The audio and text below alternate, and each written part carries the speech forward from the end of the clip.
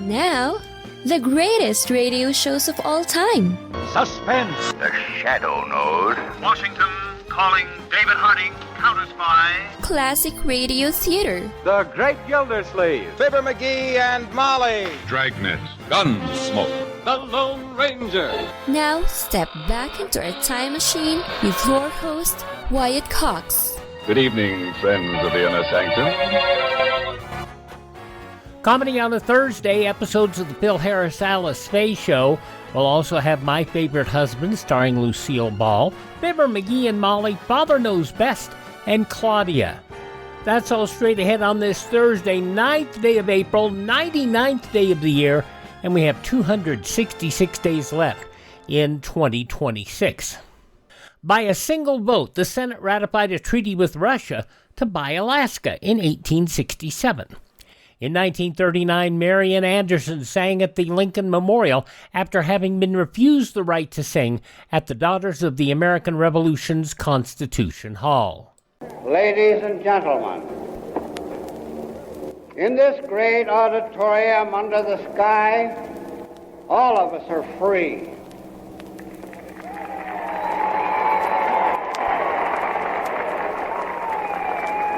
When God gave us this wonderful outdoors, and the sun, the moon, and the stars, He made no distinction of race or creed or color.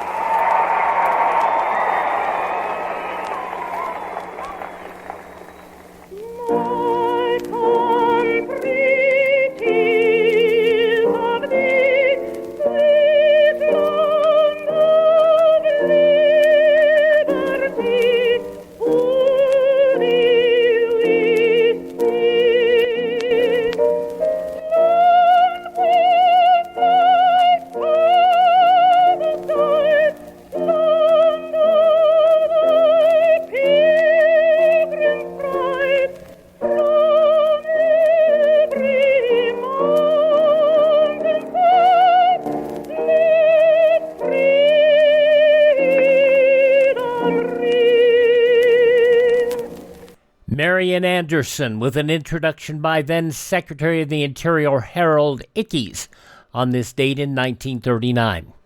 The most brutal event in the Pacific portion of World War II began on this date in 1942 in the Philippines, the Bataan Death March.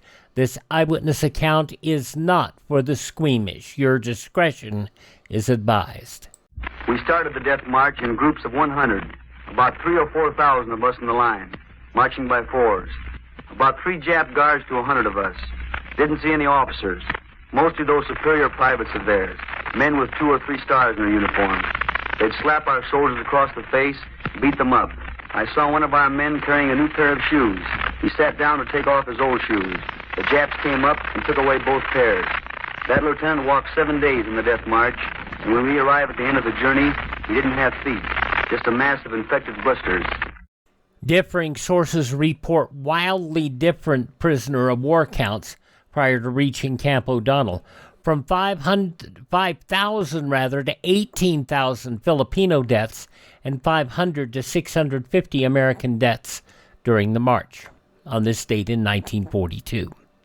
In 1945, the Atomic Energy Commission formed. In 1953, Warner Brothers presented the first 3D film, House of Wax. In 1959, NASA announced the selection of America's first 7 astronauts. It's my pleasure to introduce to you, and I consider it a very real honor, gentlemen. From your right, Malcolm S. Carpenter,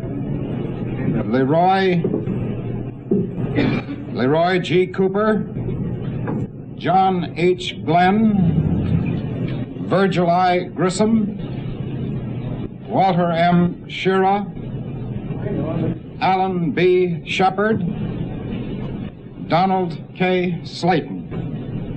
These, ladies and gentlemen, are the nation's Mercury astronauts. The news media quickly dubbed them the Mercury 7.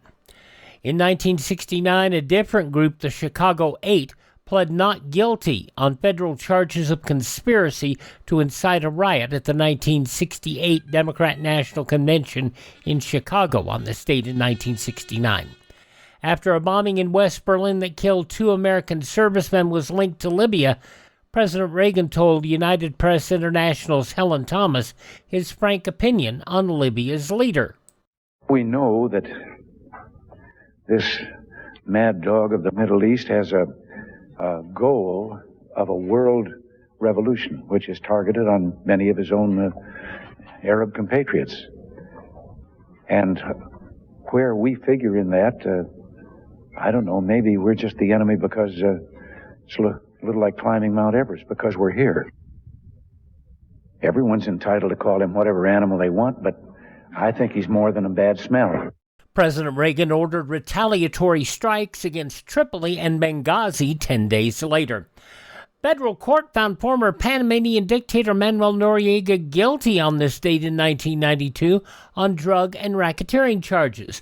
President George H. Herbert Walker Bush reacted in a meeting with reporters prior to discussions with the president of Nicaragua. I think it's a major victory against the drug lords. We're going to continue the fight against drugs in every way possible. But I think it's significant that he was accorded a free and fair trial, and he was found guilty.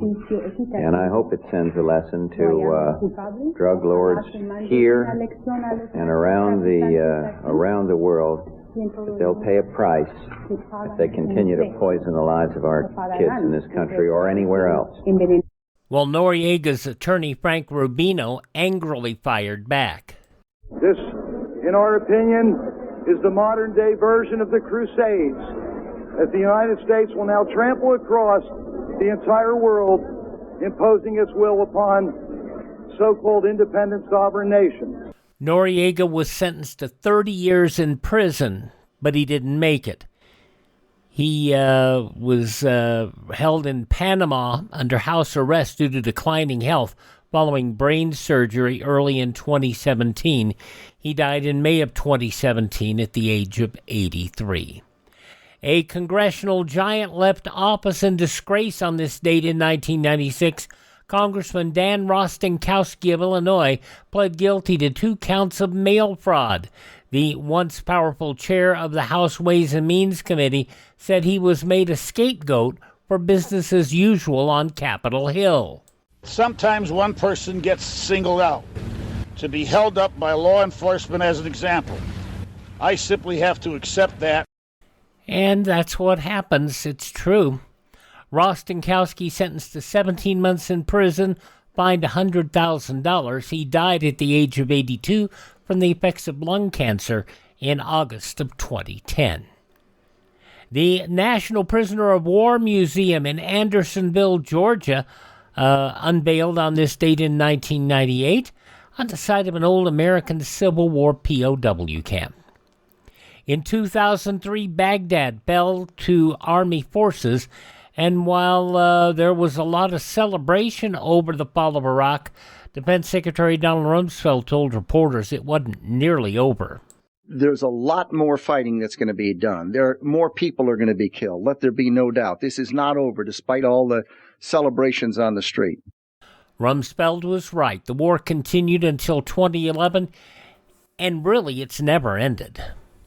A student stabbed 20 people at Franklin Regional High School in Murrayville, Pennsylvania on this date in 2014.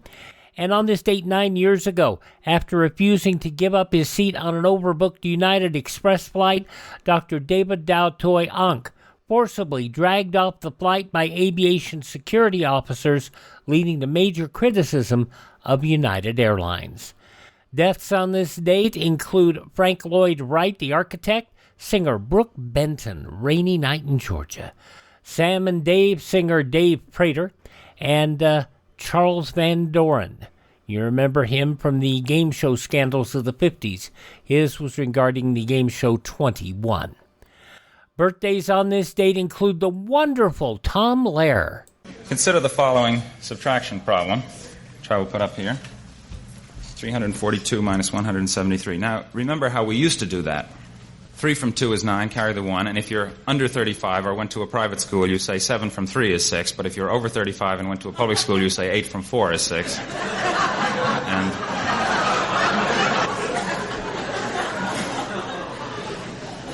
carry the 1, so you have 169. But in the new approach, as you know, the important thing is to understand what you're doing rather than to get the right answer.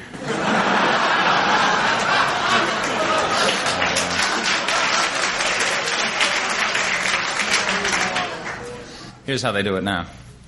You can't take 3 from 2. 2 is less than 3, so you look at the 4 in the tens place. Now that's really 4 tens, so you make it 3 tens, regroup, and you change a 10 to 10 ones, and you add them to the 2 and get 12, and you take away 3, that's 9. Is that clear? Now instead of 4 in the tens place, you've got 3 because you added 1, that is to say 10 to the 2, but you can't take 7 from 3, so you look in the hundreds place. From the 3, you then use 1 to make 10 ones, and you know why 4 plus minus 1 plus 10 is 14 minus 1, because addition is commutative, right? And so you got 13 tens, and you take away 7, and that leaves 5. Well, 6, actually, but the idea is the important thing. Now go back to the hundreds place. You're left with 2, and you take away 1 from 2, and that leaves... Everybody get 1? Not bad for the first day. Hooray for new math. New math. It won't do you a bit of good to review math. It's so simple, so very simple, that only a child can do it.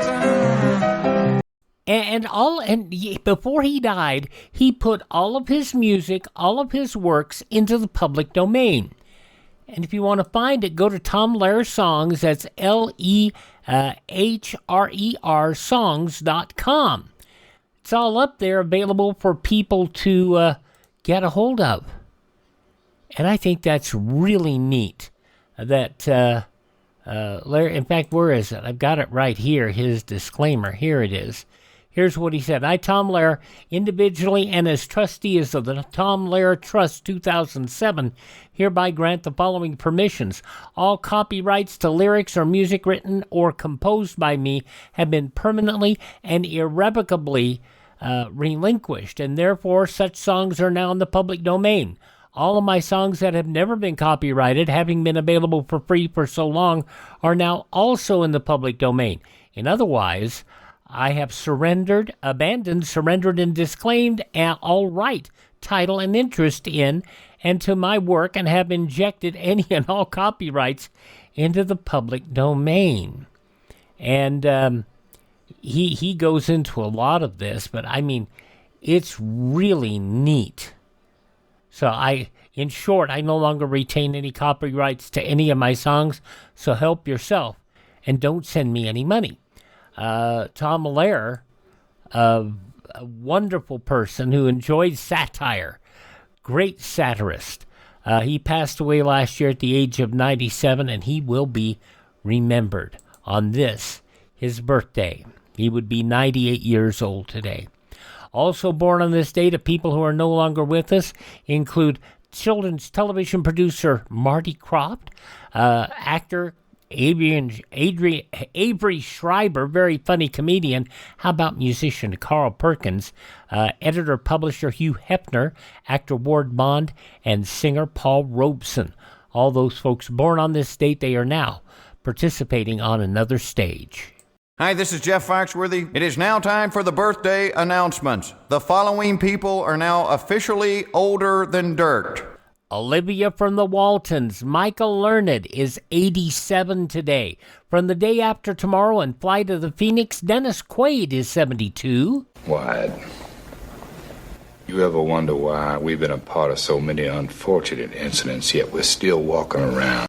From the movie Wyatt Earp, no relation, Dennis Quaid, 72 today.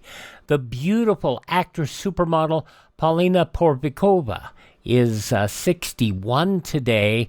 From Sex and the City and the sequel and Just Like That, Cynthia Nixon is 60. I'm trapped. I hate my marriage. I hate it. I hate my life. Cynthia Nixon, 60 today.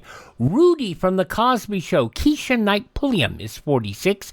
Also 46, the son of Albert Hammond, You know, the guy who sang about It Never Rains in Southern California. His son, Albert Hammond Jr., is 46 today and still creating music with the group The Strokes.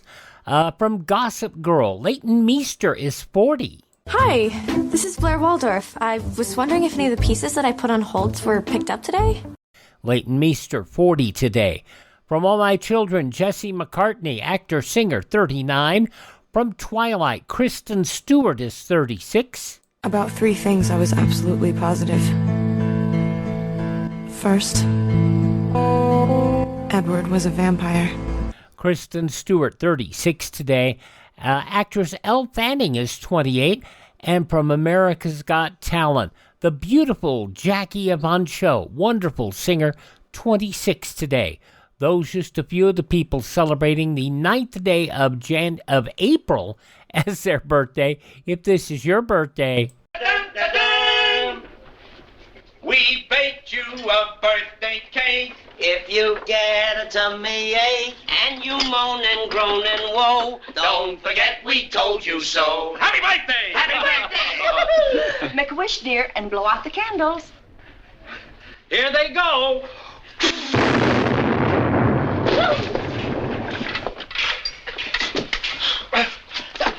And if a birthday cake puts you in gastric distress, there's always Professor B's Digestive Aid. Let's face it, sometimes you get minor digestive burbles, and that's when you go to the Tums or the Rolaids or something over the counter. But if you're in the situation where you're taking prescription drugs, where you're taking a lot of Tums, where you're eating rolls or Rolaids, check out Professor B's Digestive Aid. This all-natural product, created by a person going through cancer treatments and was having digestive issues, it worked. It worked not only for them, but for other cancer patients, throat problems, acid reflux, other digestive issues. Check out Professor B's Digestive Aid. We've talked about it for a while. It offers a heritage blend of pure honey and aphtheria, supporting your gut health gently and effectively. There's a link in the show notes. You can also go to classicradio.stream for the link, but you just go click on profbees.com. That's PROFBEES.com. Read what's there. If you decide it's something you want to do, there is a money-back guarantee, so if it doesn't work for you, talk to them. They'll get you set up. But if you decide you want to give it a try, use my promo code Wyatt, W-Y-A-T-T. That not only supports the podcast, but you save 10%. How can you go wrong? Professor B's Digestive Aid, profbees.com, promo code Wyatt. Your gut deserves all the help you can give it. Alrighty, we'll get started here with the big bunny rabbit that, the big bunny wabbits that Phil Harris sees. And we wonder, has he been in the bottle a bit? We'll see.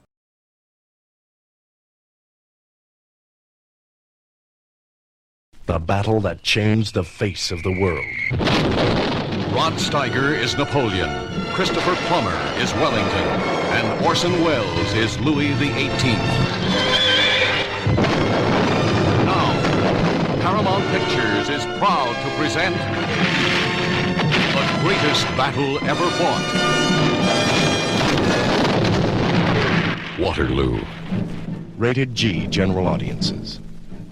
All right, I wasn't planning to be that heavy, but I guess we'll do it. Here on Classic Radio Theater with Wyatt Cox, we're going to go back 76 years, April 9th, 1950. The play Harvey had closed 2 months before this episode of the Phil Harris and Alice Faye show aired. So 76 years ago, instead of seeing pink elephants, I guess Phil was seeing 6-foot Easter bunnies. Good health to all from Rexall. It's the Phil Harris Alice Faye Show, presented by the makers of Rexall drug products and 10,000 independent Rexall family druggists. Good evening and happy Easter from 10,000 independent Rexall family druggists. Tonight we have some unusually important news for you. This coming week in 5 different magazines you'll be seeing a double-page advertisement telling you about Rexall's Spring 1-cent sale that starts April 20th and runs through the 24th. This ad will appear in Life, Look, the Saturday Evening Post, Collier's, and the Farm Journal. And it contains 197 different items, all of them regular Rexall branded, guaranteed merchandise. And all of them offered to you at 2 for the price of 1 plus a penny. These items and many more are available at any Rexall drugstore in the country. So it's a nationwide chance to buy twice as much for a penny more. Watch for this ad. Check what you need in advance and use the ad as your shopping list. Remember, it appears this coming week in the Farm Journal, Collier's, the Saturday Evening Post, Look, and Life. And when that money-saving date of April 20th rolls around, remember, you can depend on any drug product that bears the name Rexall. Good health to all from Rexall.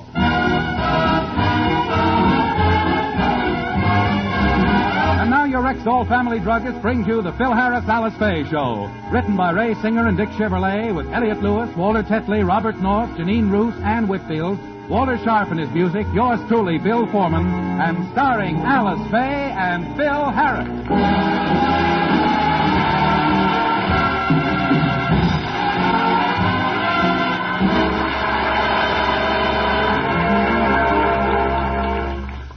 Yesterday, being the day before Easter, Phil insisted on telling the children the story of the Easter Bunny. So let's go back to yesterday and listen in while Phil tells the story in his own inimitable fashion. And so you see, kids, when you're asleep tonight, the Easter Bunny will drive up with his reindeer, come down the chimney, and put the colored eggs under the tree. Phil, you have the wrong holiday. The wrong holiday? Oh, yeah, of course. I got it mixed up with the 4th of July. That's right, Wonga. Easter is the day when if the turkey comes out and sees his shadow, you know it's 6 weeks until Labor Day. Well, that's how they know when Labor Day comes, huh? Daddy, do you believe in the Easter Bunny? Well, sure. Me and Frankie see him quite often. What does he look like? Well, he has big ears, pink eyes, and a funny nose that twitches. We know what Uncle Frankie looks like. It's about the bunny. Well, that was the bunny. Oh, I see what you mean. Yeah, there is a similarity. But you know something, kids? I talk to the bunny all the time. Oh, Father, please. What's the matter? Don't you kids believe me? What are you, a couple of clinics or something?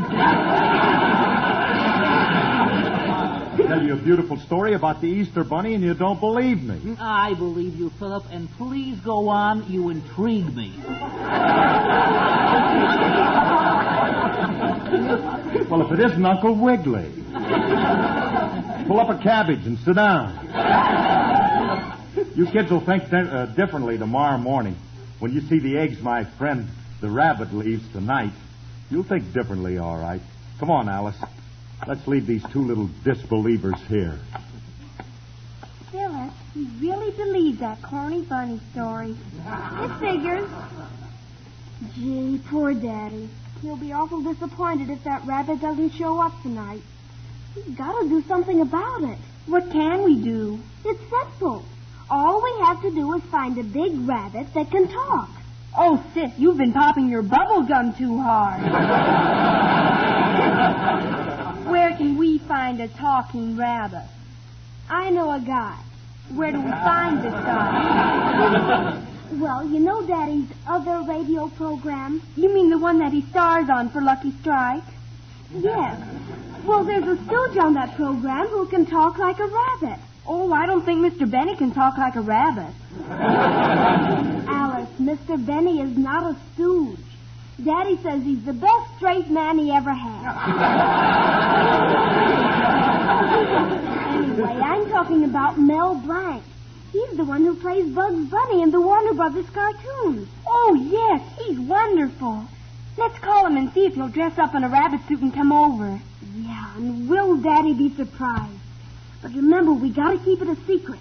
We'll tell Mr. Blank to come to the back door so nobody will know that he's here. Alice, Alice, wait a minute. You don't have to tell me. I don't believe in the Easter Bunny, but children should. Gee whiz. I want them to live in their little world of make-believe as long as they can. I want them to have faith in the little sprites and elves who cavort through the fiction of fairy tales. Thank you, Mother Goose. Okay. Now, you know no rabbit's going to show up tonight. I know no rabbit's going to show up tonight. But tomorrow morning when the kids wake up and they find the colored eggs, and then they'll think that the bunny was here. And that must be Frankie. I'll get it.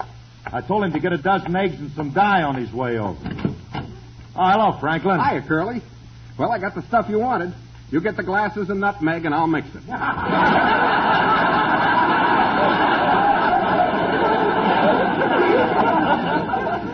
Glasses and nutmeg for what? I told you to bring eggs and dye. Oh, I thought you said eggs and rye.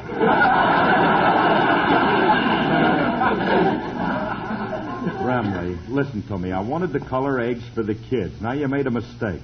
Oh, what a pity. Now we will have to make an eggnog. Yeah, this is going to be a great Easter for the kids. When they get up in the morning and go looking, they'll find eggnogs. Don't worry. Well, we're going to put them. They ain't going to find them. Frankie, we ain't mixing eggnogs. Now, we're going to spend the evening coloring eggs. We're going to do what? Color eggs. Oh, we'll have loads of fun, Frankie. We'll take all the colored dyes and mix them with water and then put them into bowls. And then we'll take the eggs and dip them in gently, and they'll come out beautiful colors, such as violet, fuchsia, cerise, chartreuse. Well, la-di-da!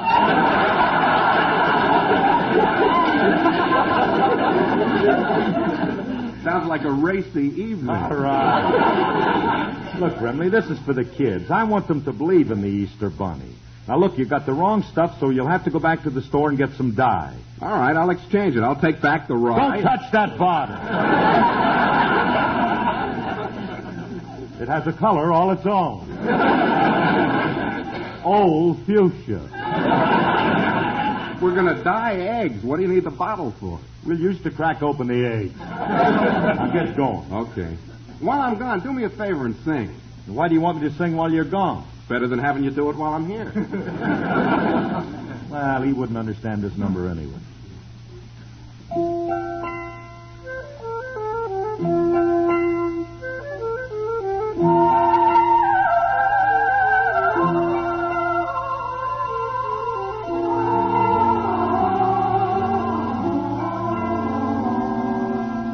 Ain't I got the song of the robin? Ain't I got a roof in the sky? Wonder why my heart keeps a-throbbing, a-throbbing. A son of God's country am I. Ain't I got the plains and the mountains? Ain't there treasures mine if I try? One by one my blessings I'm counting and counting. A son of God's country am I. I've got the sun up in the sky that screams when I am dry. The fruit on the boughs of the tree. The clouds bringing me rain. The fields giving me grain. Thanks to the Maker for thee. Ain't I got a loved one who loves me? Kids to make my cares hurry by. I may not be in heaven, but I can't be far away. A son of God's country am I.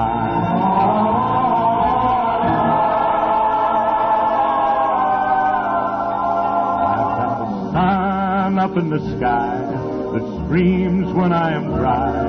The fruit on the boughs of the trees.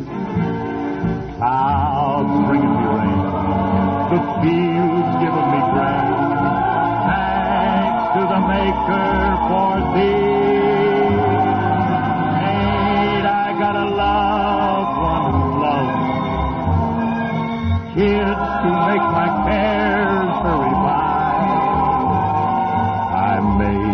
be in heaven, but I can't be far away. A son of God's country am I.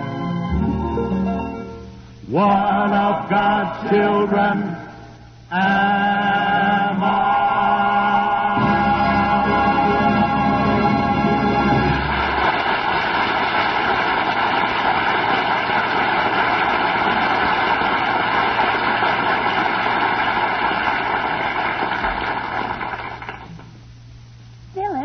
Did Mel Blanc say he'd be here? He said he'd be here.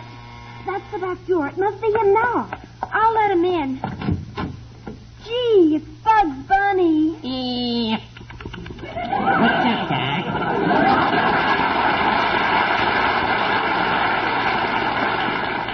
Gosh, Mr. Blanc, you look swell in that rabbit costume. You look like a real bunny. Thanks. We asked you to come over because we want you to fool somebody. Do you think you can do it? Well, I can do it, but I don't know if I ought to. You see, I don't like to fool people. But you promised us. You're not going to go back on your word, are you? Of course not. What do you think I am, a Welsh rabbit? That's all we needed, a hokey hair. Well, what do you expect from a rabbit? Good jokes? Well, it's kind of hard to pass myself off as an Easter bunny. You know, kids are pretty hip these days. Who is this backward child you want me to fool? Our daddy. He believes in the Easter bunny.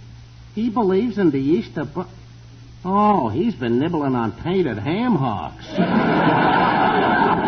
Hey, does your mother believe in this, too? No, so don't let her see you. You sneak into the living room and sit in the corner, and we'll send Daddy in to see you. And don't forget, if Mommy comes in, hide. Yeah, okay, Doc. Come on, Phyllis. We'll tell Daddy we have a big surprise for him in the living room. Oh, Daddy. I'm not talking to you two, you Easter Bunny scoffer-atters. If you go in the living room, we have a big surprise for you. Oh, a surprise for me? Oh, gee, that's wonderful. Hey, thanks, kids. I'll go right in. Gee, it was nice of the kids to get me something for Easter. Gosh, I hope it's a potted calla lily. I wonder where they put it. I don't see anything.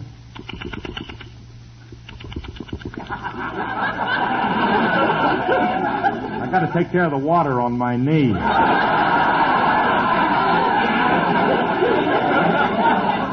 Keeps gurgling.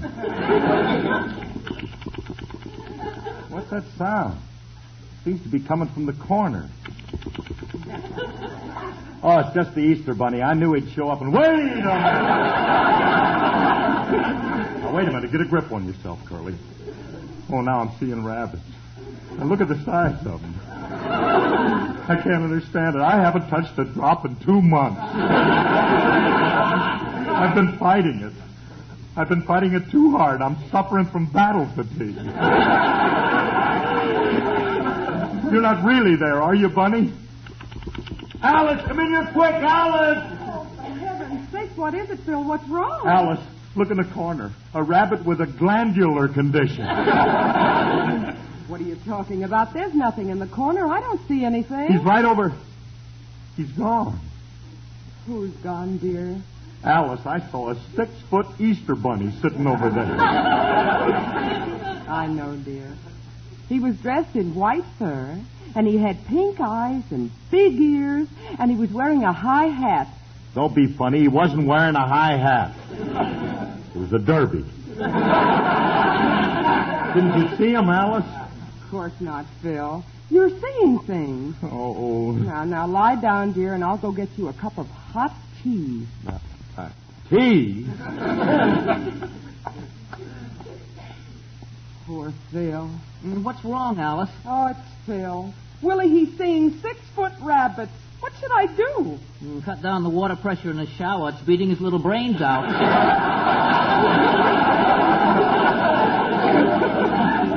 Willie, this is no joking matter. He's seeing things, and I have to snap him out of it. Alice, I have a suggestion. If he thinks he's seeing 6-foot rabbits, why don't you get a 6-foot rabbit and actually let him see it? How's the water pressure in your shower, kid? No, I mean hire somebody to put on a costume. Do you remember Julius in that Easter play last year? He wore a real rabbit suit, and you couldn't tell him from the real thing. Oh, I see what you mean. Willie, you call Julius and tell him to come over here in his rabbit suit as fast as he can. Very well, sis. Oh, this'll do it. Because if there is a rabbit for Phil to see, then the one he thinks he sees won't be the one he didn't see because he really will see the one... Oh, I'd better check the water pressure in my shower, too. I'll have to sing my way out of this.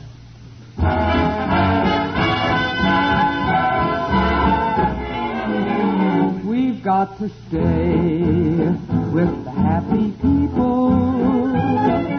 Have your fun, live in the land of joy. Stay with the happy people. Face the sun, life is a Christmas toy. Down through the endless ages, tears have been contagious. And take it from me that misery is looking around for company. So stay, stay, stay with the happy people.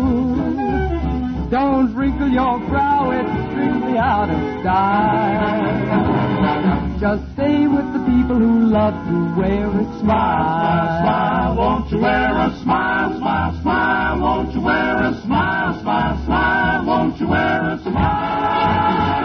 If you want to stay with the happy people, have your fun, live in the land of joy. If you want to stay with the happy people, face the sun, life is a Christmas toy.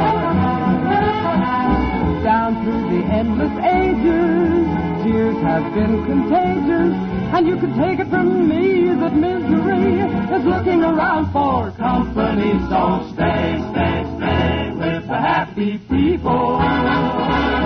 Don't you wrinkle your brow, it's strictly out of style. Just stay, stay, stay with the people. Love, love, love all the people who wear a smile.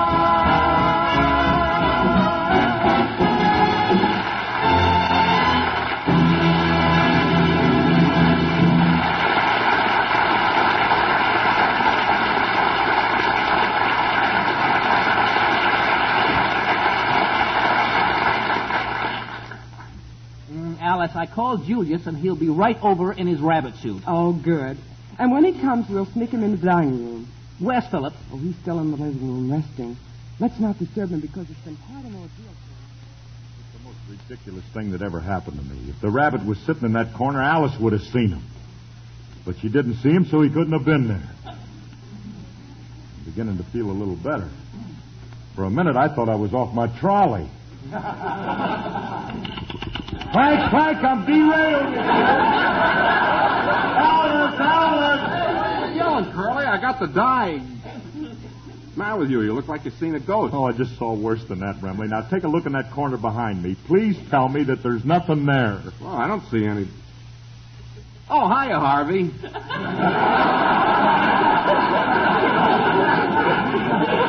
I was saying, Curly, I got the dye. Wait a minute. You mean you not only see him, you know him? I ought to. I've been seeing him for years.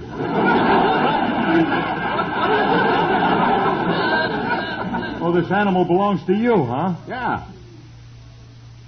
Oh, wait a minute. This one ain't mine. The one I always see is pink and has a long trunk and tusks. If he ain't yours, where's he come from? Why don't you ask him? Oh, sure. I'll just walk up to him and say, "Hey, Rab, where are you from?" Pasadena, Doc.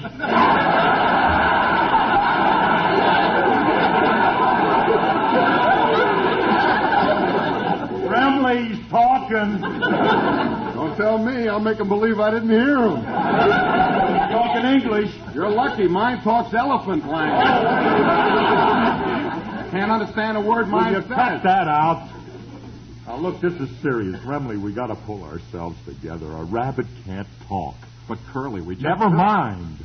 Now, just repeat after me. A rabbit can't talk. A rabbit can't talk. A rabbit can't talk.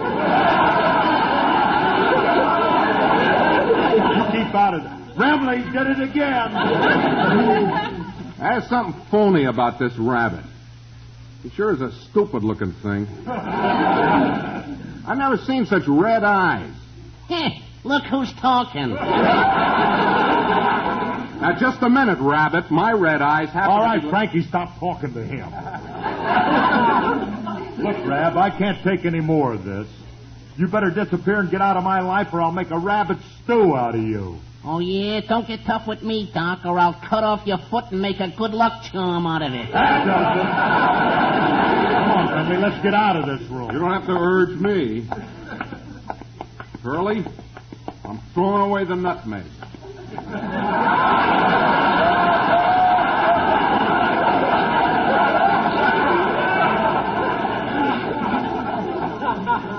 Huh? When we start seeing talking rabbits, it's time to quit. We didn't really see him. Hmm? Put that nutmeg back. I tell you, we just imagined it. There's no such thing as a talking rabbit. Now forget about it and don't ever... Phil, come into the dining room a minute. I have a surprise for you. Coming, honey. Now, look, Remley, not a word to Alice about this talking rabbit. What's the surprise, honey? Oh, a friend of yours is here. Look over in the corner. Where? Right over here, Mac. Oh, no, another one. Frankie, I got another rabbit. Capitalist. You got 2 rabbits. All I got is one lousy elephant. Alice, tell me there's nothing in that corner. Oh, but there is, honey. This is what you've been seeing. This is your Easter bunny. Oh, no, it ain't mine. Mine's in the living room. This one's yours. So she's got one, too. Congratulations, Alice, and welcome to our fold. Alice, will you listen to me? This can't be the Easter bunny. I was just talking to him in the living room. He must be an imposter. I'm the Easter bunny. Oh, yeah? Just wait a minute. Hey, Rab, come in here a minute. Now, Phil, please. This is the Easter bunny. If you saw another one, it was just a figment of your imagination. Who you calling a figment, Blondie? You stay out of it. Boy! See, I told you there's 2 of them. And what do you mean, 2 of us? I'm the Easter bunny. Says you, Mac. There's only one Easter bunny, and that's mine. Now, wait a minute, Doc. You're working the wrong side of the street. I've had this territory for years. I'm Bugs Bunny. You're Bugs Bunny? Don't you remember me? I'm Harry Hare. Harry! Don't get to each other. Well, you've been kidding yourself, Bugs. I called you in Pasadena, but you moved. Well, I had to, Doc. You see, me and the missus had a nice hutch there, but we got a new landlord who didn't allow children.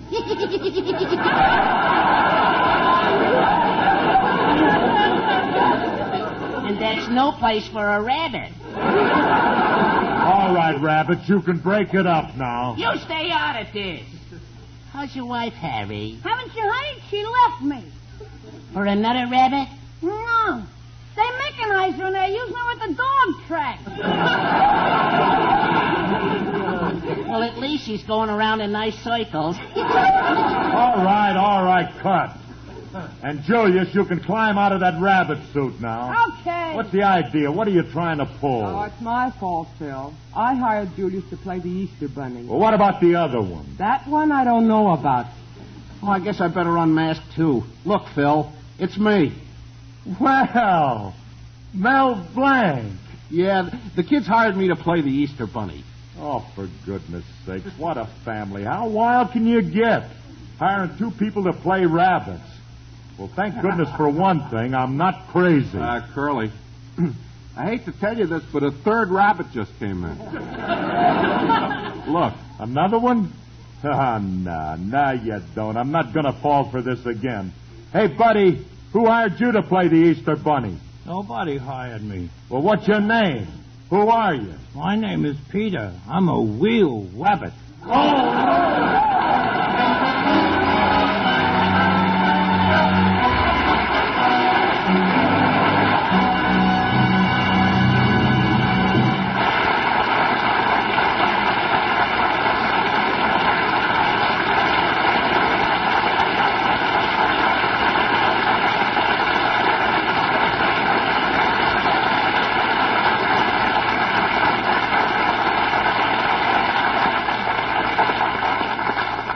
Alice and Phil will be back in just a moment.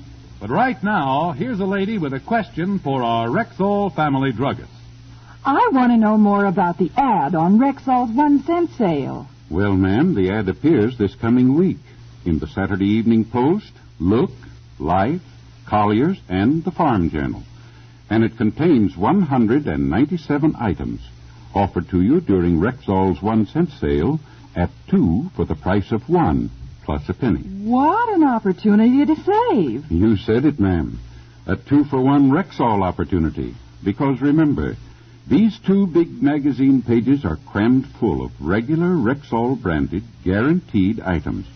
Every one of them a twin bargain. Every one of them going at 2 for the price of 1, plus a penny. Now, in front of every item, there's a little square, so you can check what you need in advance. Why, I can use the ad as a shopping list. That's exactly what we intend it to be. It's your big chance to stock up for months in advance. Or you can team up with a neighbor or friend and share the savings. Yes, on April 20th, the starting day of Rexall's 1-cent sale, you double your buying power by simply adding a penny. Where did you say the ad will appear? In Life, Look, Collier's, the Saturday Evening Post, and the Farm Journal. You must get one of those at your house, so remember to watch for it. And remember also, you can depend on any drug product that bears the name Rexall. Good health to all from Rexall.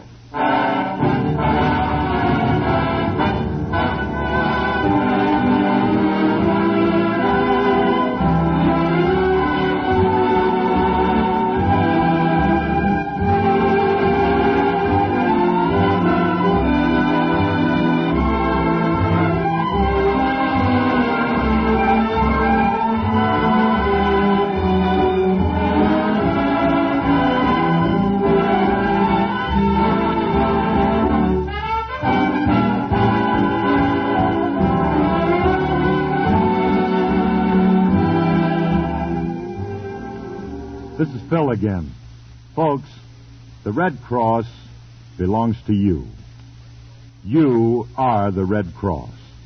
National headquarters in Washington has told us that this year's quota is far undersubscribed.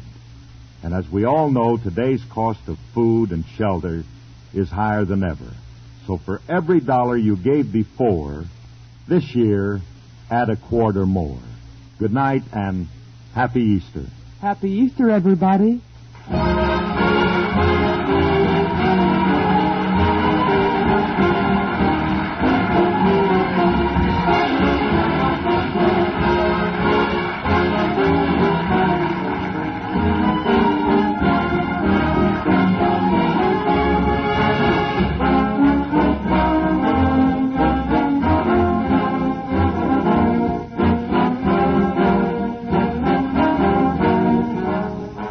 'This program was produced and directed by Paul Phillips. Included in today's cast were Mel Blanc and Arthur Q. Bryan. The part of Frankie Remley was played by Elliott Lewis, and Julius was played by Walter Tetley. Alice Faye appeared through the courtesy of 20th Century Fox. Watch for the double-page ad on Rexall's 1-cent sale this coming week in Life, Look, Collier's, the Saturday Evening Post, and the Farm Journal. Sale starts April 20th. Mark the date on your calendar. It's your chance to buy 2 top-quality, guaranteed Rexall products for the price of 1 plus a penny.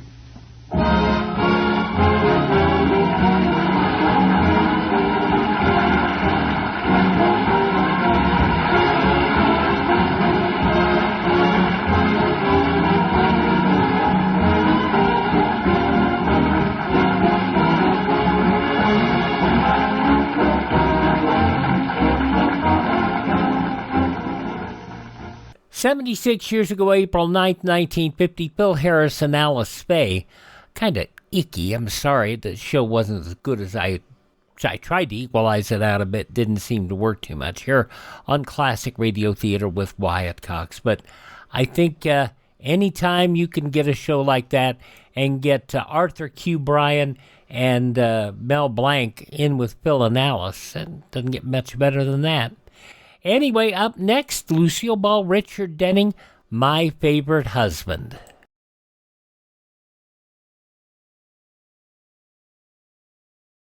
It's coming from the deep, dark recesses of the mind of Mel Brooks. I love him. Young Frankenstein.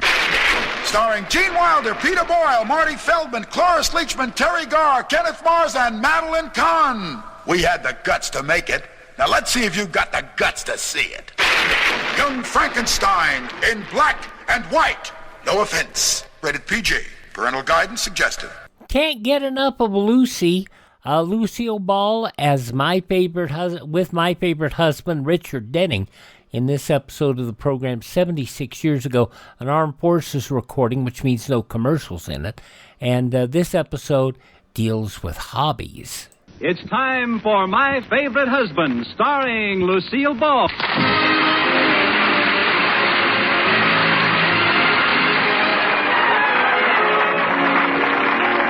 Yes, it's the Gay Family series starring Lucille Ball with Richard Denning as Liz and George Cooper. Two people who live together and like it.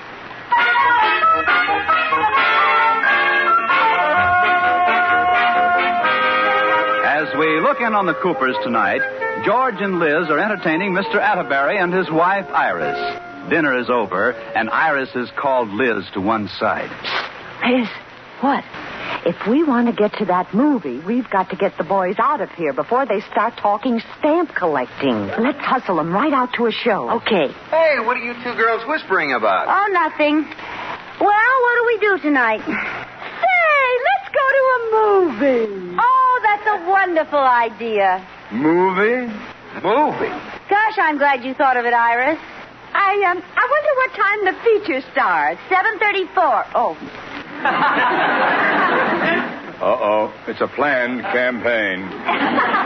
Looks like we're stuck, boy. Well, better be a good picture. Iris, isn't it amazing what marriage does to a man? What do you mean, girl? That man who just said it better be a good picture is the same one who used to say, who cares about the picture? Let's sit in the balcony and neck. Never mind, Liz. We went to the theater for 2 years before I found out they also had movies. Liz. I thought it was an indoor park. All right, Liz. Never would have seen a picture if I hadn't learned to kiss with my eyes open. Now that will do. I know just how you feel, Liz. Now, Iris. It's true, Rudolph. It's been years since we sat in a movie with your arm around my waist. It's been years since my arm would reach around your waist. Rudolph. Oh, now, let's not fight. Come on. Whose car should we go in? Let's all go in ours. All right. Oh, Iris, I have a wonderful idea. What? Well, it's pretty revolutionary, but just for a change, you sit in front with Rudolph, and I'll sit in back with George. You mean each sit with our own husband? Well, it does sound silly, doesn't it? I guess we better go normal married style. The 2 men in front and the 2 women in back. We can try it the other way if you want, Liz. Oh, come now, boy. What would people say?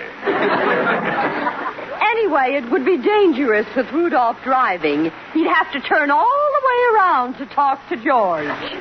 He could talk to you. About what?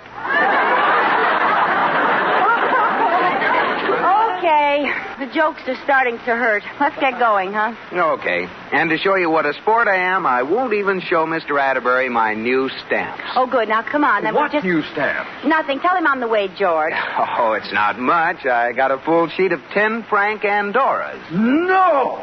Oh, I've got to see those. Rudolph, we don't have time. Oh, it'll just take a second. No, absolutely no. Now, they're right here in the den. Wait till you see how these Andoras are perforated. You come right back or I'll perforate your Andorra. I'll give you 2 minutes, Rudolph. Hurry up.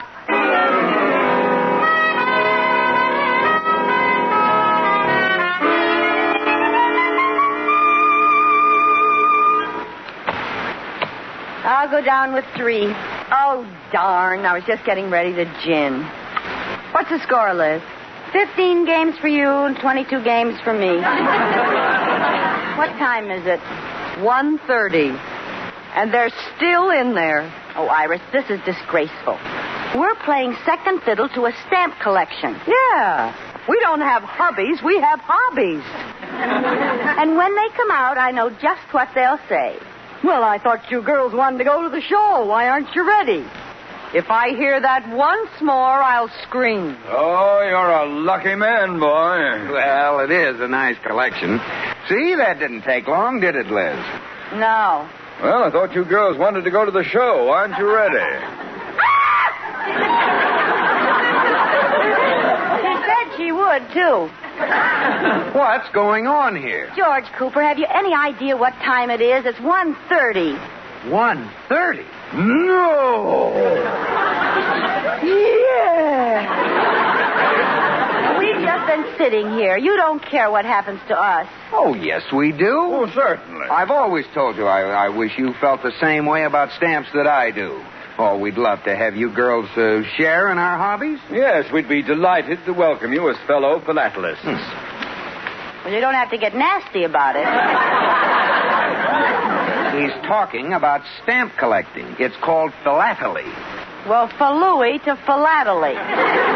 Who cares about those stale bits of colored paper? Now, why fight about it? We've missed the picture. Let's go down to the corner and get a hamburger or something. Yeah, I'm hungry. Well, I don't know. It's 1:30, and George and I have to get up at 7 o'clock.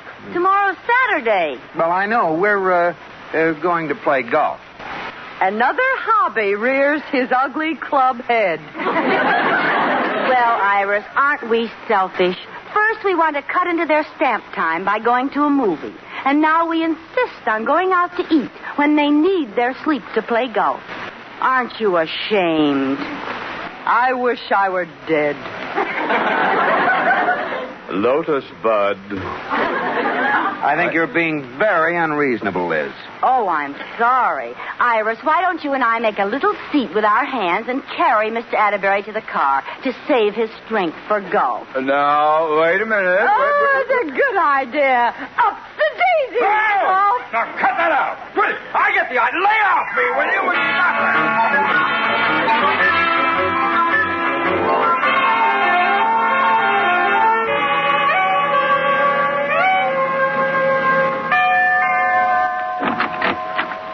What are you doing here so early? I just dropped Sneed and Hogan off at the golf club. I thought this would be a good time for us to have a council of war on this hobby business. Yeah, come on in. I've been thinking about it, too. They either gulf us to death or stamp us to death. Disgraceful. Well, what are we going to do about it? Hey, I heard of an old Indian cure. You let your husband smell the smoke from a burning stamp collection. Oh, no. I tried to get rid of George's stamps once. You want to get killed? Was he mad? Wow. And there was nothing to get mad about. I wasn't wasting his stamps. I was using them to mail letters. Very considerate. Yeah, I didn't even touch the new ones. I was only using the real old ones. Pardon me, Mrs. Cooper. May I say something? Sure, Katie. What is it? Well, I don't think you can do anything about the stamps. But as an ex-member of the Golf Widows Society, I could make a suggestion. The chair recognizes Katie. Well, my first husband, Clarence, used to play golf every weekend, and one Saturday afternoon, my brother stopped in to see me and left his cigar in the ashtray. When Clarence came home, I told him about it, and he never played golf again. Why not? I don't have a brother.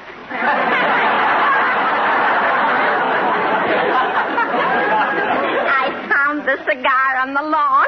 Why, Katie. Oh, Katie, you're a sly one. Say, that's not a bad idea, Iris. Jealousy is the one thing that might keep them home.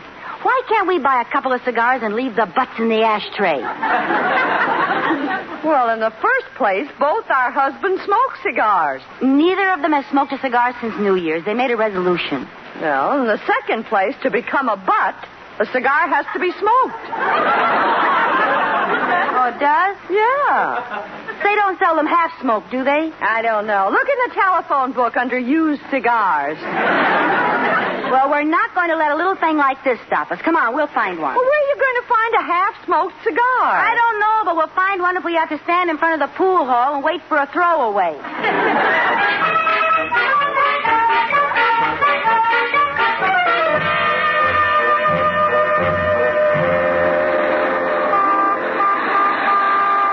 Liz, this is silly. We'll never find a cigar. I've got a stiff neck from looking down so much. Well, keep looking. What are you walking so funny for? Huh? Oh, I guess I got this way from walking with one foot in the gutter. Liz, listen. Let's buy the cigars and ask somebody to smoke them for us. Well, all right. Oh, wait, look. Huh? Getting out of that car. A cigar. Liz. Huh? It's got a man attached to it. I know, but he looks like he's almost finished. Come on, let's follow him. Liz. He's going to throw it away. Oh, no. He's taking another puff. Oh. What a cheapskate. Look how short he's smoking it. He could leave a little for us. There, he's throwing it away. I'll get it. Liz, at least wait till it hits the ground. Well, okay.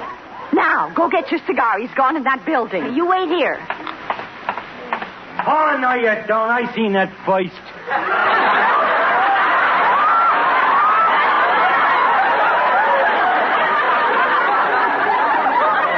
What? That's my snipe. Hand it here. I got buttsies. You got whatsies? Buttsies, I seen it first. You did not. I seen it first. Finders, keepers, losers, weepers. What's that mean? Well, it's a lot like buttsies.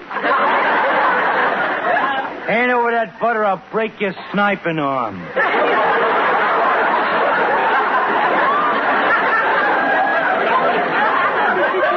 I'm not afraid of you. Help, Robert! This game's right my butt!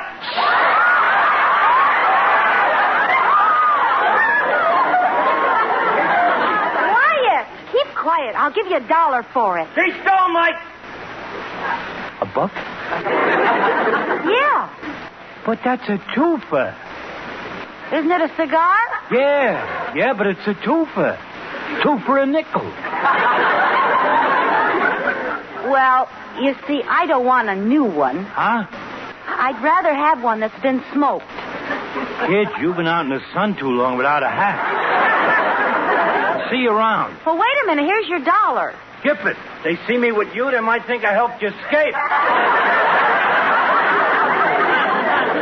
Hey, Liz, did you get it? You are looking at Liz Cooper, girl bum. I got one, too. You did? How? Well, I just saw a man smoking a cigar and asked him if I could have it. And he gave it to you? Yeah. He gave me a dime, too, and muttered something about a cup of coffee.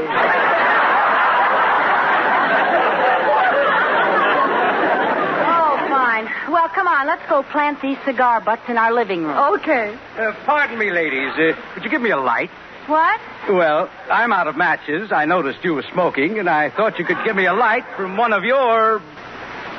cigars.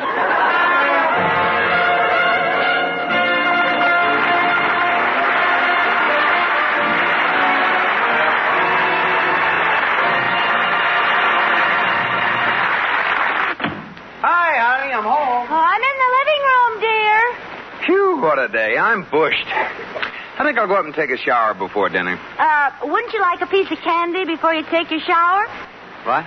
There's some real good candy over there by the ashtray. No, thanks. I'll just take my shower. shower. Well, a new magazine came today. It's right over there, under the ashtray.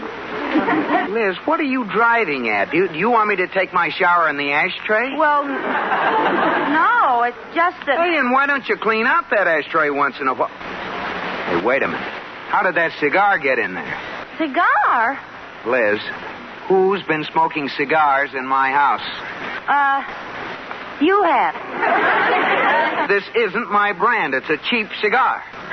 Liz, is there another? Another? You don't know the trouble I had with this one.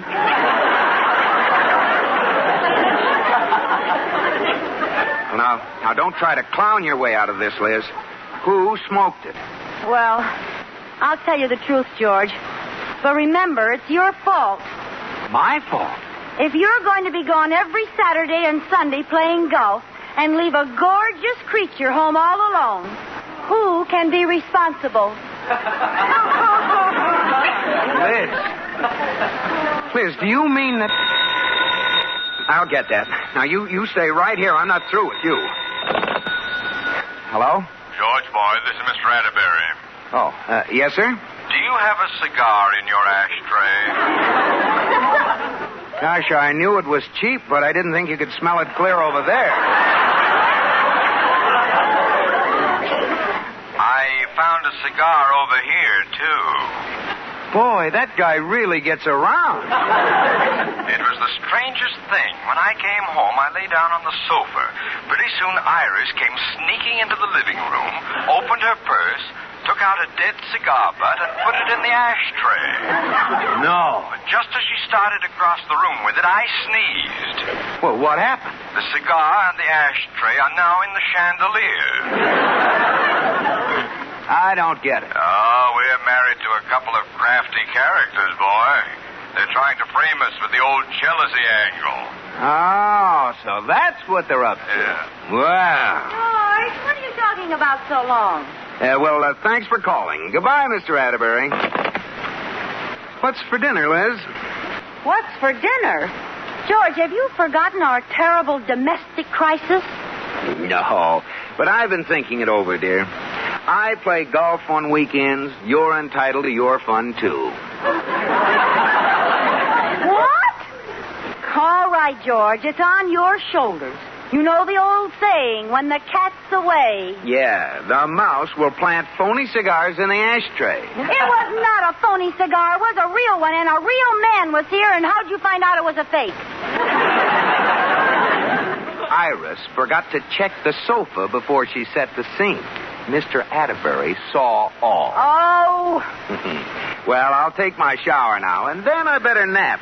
I'll need my strength for golf tomorrow. Oh, go stick your head in a sand trap.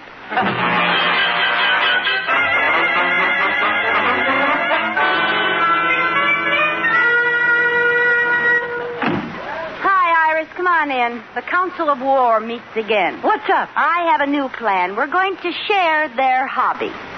If we can't get them to stay home, we're going to go and play golf with them. I call it Operation Stinker. Oh, so that's why you told me to find a pair of Rudolph's old golf knickers. Yeah, I dug up some of George's plus fours. Come on, we got to get out there before they tee off.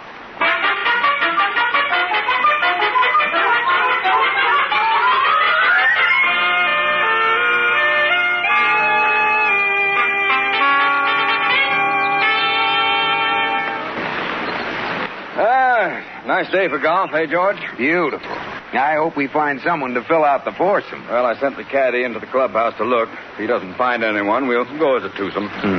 Oh, here he is. Oh, any luck? Oh, yes, sir. I found a couple of members looking for a game. Here they come now. Oh, I hope they're good players. Yeah. What are they wearing? Oh, Gad. Bloomers. No, plus fours. The ones on the left look more like plus eights.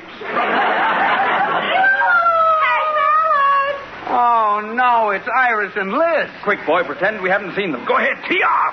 Patty, give me a club. Never mind, just throw a ball down and kick it.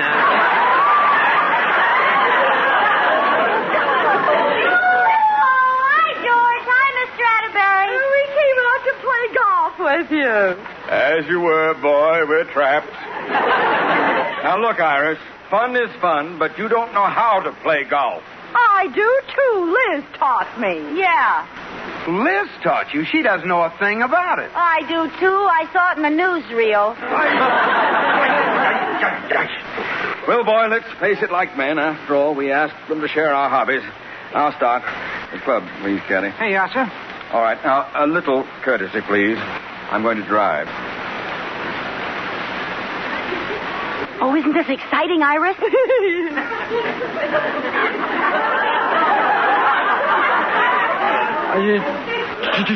What did he stop for? Please, Liz. He wants you to pay attention while he drives. Why, the big ham. Liz, I would like to drive. Well, what's stopping you? I was afraid my swinging would interfere with your conversation. No, go ahead. You don't bother me. Liz, to put it politely, shut up when someone is driving. Ooh.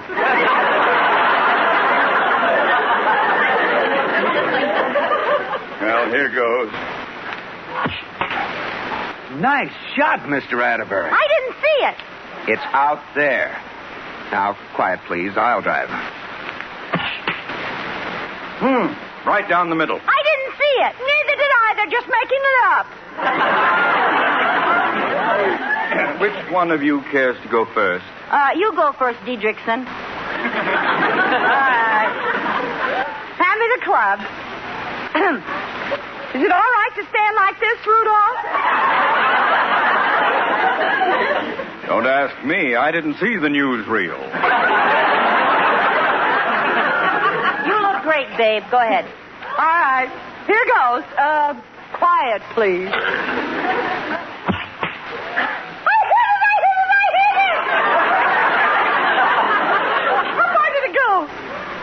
The ball or the club?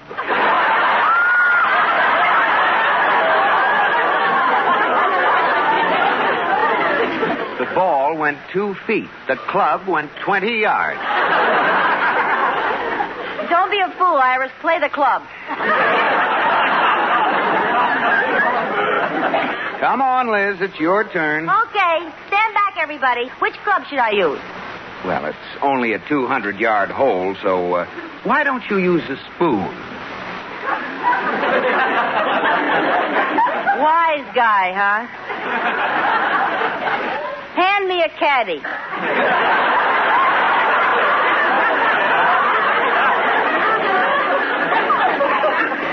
Before this goes any further, here's a driver. Okay, here I go.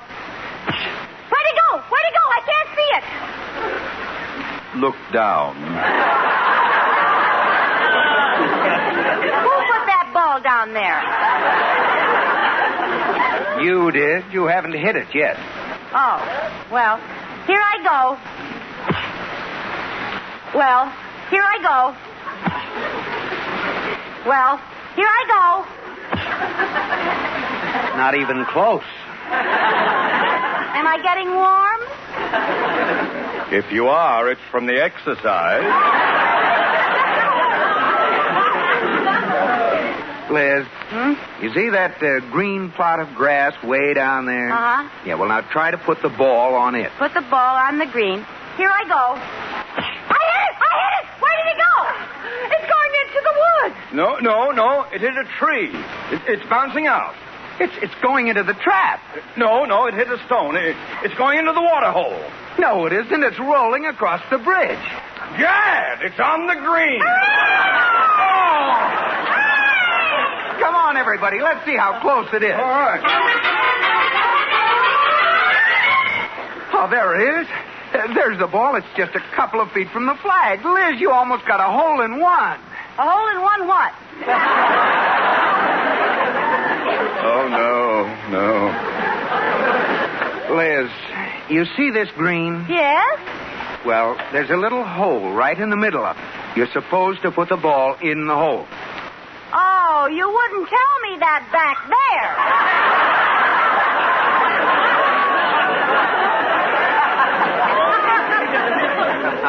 Oh, Gad, no. I want my shot over. Now, Liz. I want my shot over. George, there's only one course of action indicated. I agree with you, Mr. Atterbury.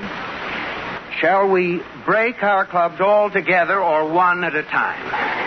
One at a time. Caddy, my driver. Brassy. Spoon.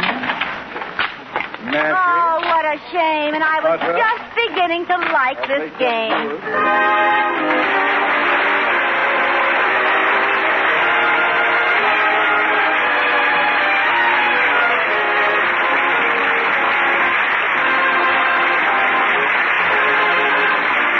My Favorite Husband has been presented through the worldwide facilities of the United States Armed Forces Radio and Television Service.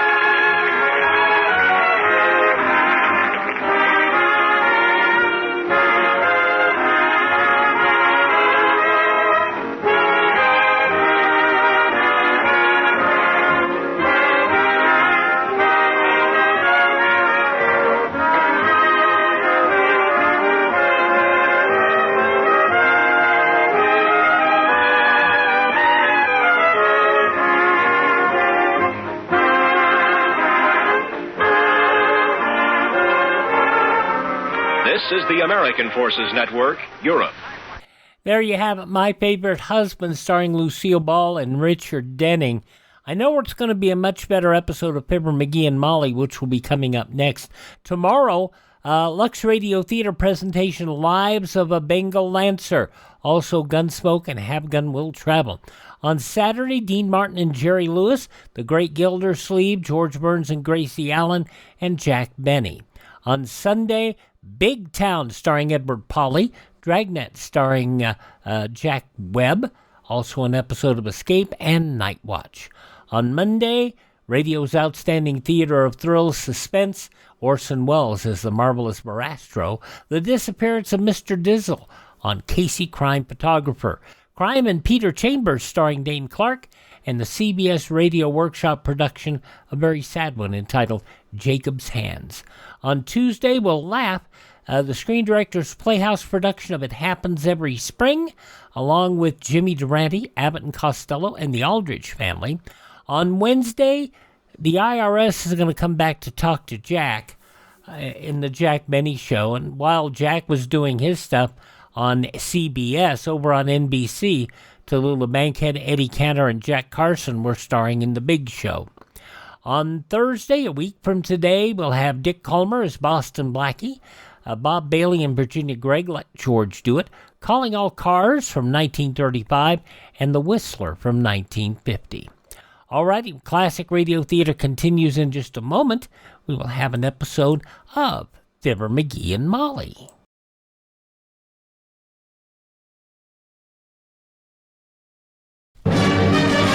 C. Woody Allen beat a man insensible with a strawberry.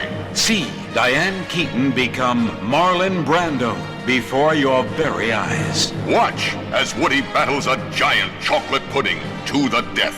Thrill as Woody and Diane attempt to kidnap a nose. Woody Allen and Diane Keaton in Sleeper from United Artists. Rated PG. Parental guidance suggested. We continue now on this Thursday Classic Radio Theater with Wyatt Cox with an episode of Fibber McGee and Molly going back 79 years, April 9th, 1946. Salvador McGee, the artist. I say, Bitterbrook, old rutabaga, what say we pop out this evening for a bit of dancing? Or maybe a cinema? There's plenty of petrol in the rolls. Dash it, old girl. You know jolly well Tuesday's my night with the wireless. I simply can't miss Amos and Andrew, you know, or that Hope laddie, or the Skelton chap, and the man and wife thing. What's the name again? The Johnson Wax program with Fibber McGee and Molly? Gotcha, that's it.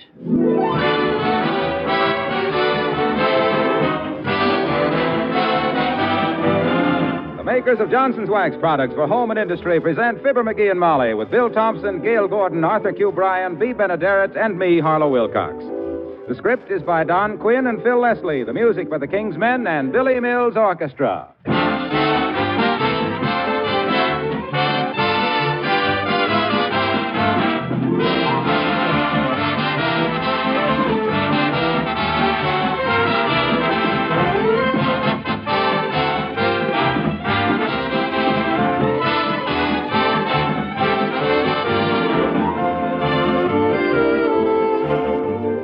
Along about this time of year, you can be very thankful if you've been using the wax method of housekeeping. If you have, then you don't get the jitters over this spring house cleaning business. You can take that job in your stride because your floors, furniture, woodwork, and many other surfaces probably just need a touching up with Johnson's Wax. This famous wax polish is more than just a product. It's a method of protective housekeeping. When you wax your things regularly throughout the year, you accomplish three important things. First, your home is more beautiful. It has that mellow, wax-polished radiance that is so much admired. Second, your floors, furniture, woodwork, and accessories are protected against wear, dirt, and moisture by the tough film of Johnson's Wax. And third, you save hours and hours of work, both in your daily and weekly housework. And in these days of spring house cleaning, believe me, it will pay you to adopt the modern wax method of housekeeping with genuine Johnson's Wax, paste, liquid, or cream.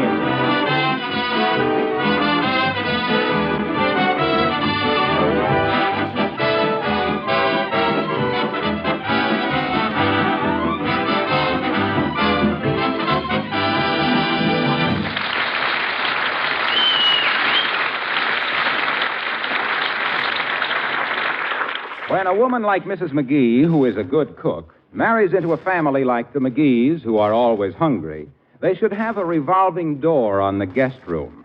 The latest relative to be heard from is being discussed right now by Fibber McGee and Molly. Imagine seeing old cousin Salvador again after all these years, Molly. Yes, and him a famous artist. Must have been 15 years since he was here last. And if I remember correctly, he put away enough groceries at that time to last him 20. Mm-hmm. You know he's 5 years early? That's certain. Well, a guy as hungry as him was bound to be either a poet or a painter. I hope he brings me some of his pictures with him. I'd like to buy a couple just as an investment. You mean like if you'd have bought a few Rembrandts 300 years ago, you'd make a neat profit on them today, old man? Well, anyway, I hope Cousin Salvador remembers how interested I was in his career. I always said he'd make good someday with his painting, didn't I? Well, I don't remember you saying that, McGee, but I do know how you tried to help him along. Certainly. Every time he mentioned painting, you'd give him the brush. Imagine our own cousin, a famous artist. I hardly remember him, McGee. Did he look like an artist? What do you mean, did he look like an artist? Well, did he wear his hair long? No. Only about 25 years, and then it all fell out. I see. Did his telegram say what time he'd arrive? No, but it'll probably be around dinner time. Mm-hmm. Now, let me see. I think the light will be better if I move this easel over by the window, don't you think? Why don't you wait and let Cousin Salvador put it where he wants it? This is not for Cousin Salvador, my dear. I myself am indulging a bit in the creative urge. Salvador's telegram has aroused my artistic instincts. Oh, what have I done to deserve this? And the smock and beret. Oh, McGee. You know, baby, I got everything I need to become a famous modernistic artist. I'm practically colorblind, and I can't draw for sour apples.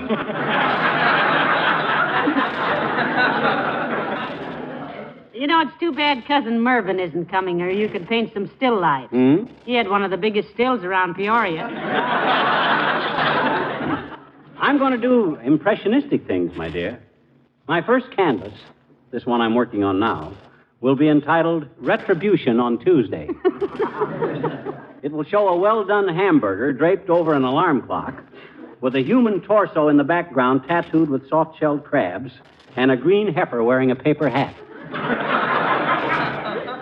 It will give an impression of the futility of life. I'll bet it will at that. Mm-hmm. Now, look, Van Dyke, if you get paint all over my living room rug now. Come in. Oh, hello, Mr. Wimple. Hello, folks. Hi, Wimp. What's the umbrella for? Is it raining? Oh, no, Mr. McGee. No. I was just taking it downtown to get it repaired. I thought maybe I could get it fixed while I went to the doctor. Oh, are you ill, Mr. Wimple? Oh, no, Mrs. McGee. The umbrella and I are in the same condition. We each have 2 broken ribs. Your wife have something to do with this, Wimp? Well, yes, in a roundabout way, Mr. McGee. What do you mean in a roundabout way? She chased me round about the house 7 times before she got close enough to hit me with the umbrella. Oh, my goodness, Mr. Wimple, you certainly lead a strenuous life. Don't you ever fight back? Oh, I did once. Mrs. McGee.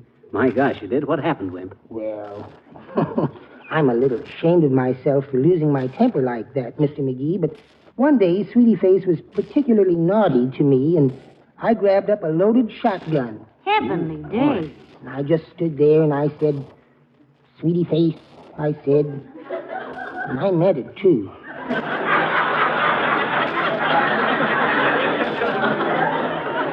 Sweetie Face, I said, you take one step toward me and I'll let you have it. Yes, yes. So she did. Ooh. She took one step toward me and I let her have it. I didn't want it anymore anyway.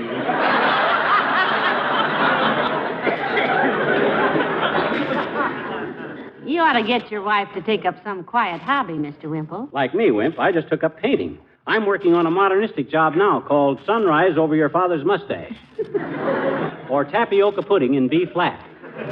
Oh, that's very interesting, Mr. McGee. But I'm more interested in poetry myself. Oh, have you written anything lately, Mr. Wimple? Yes, I have, Mrs. McGee.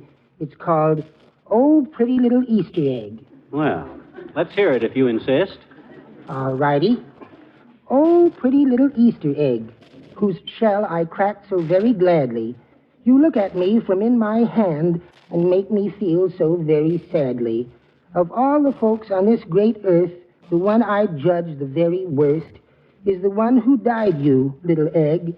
Never thought to boil you first.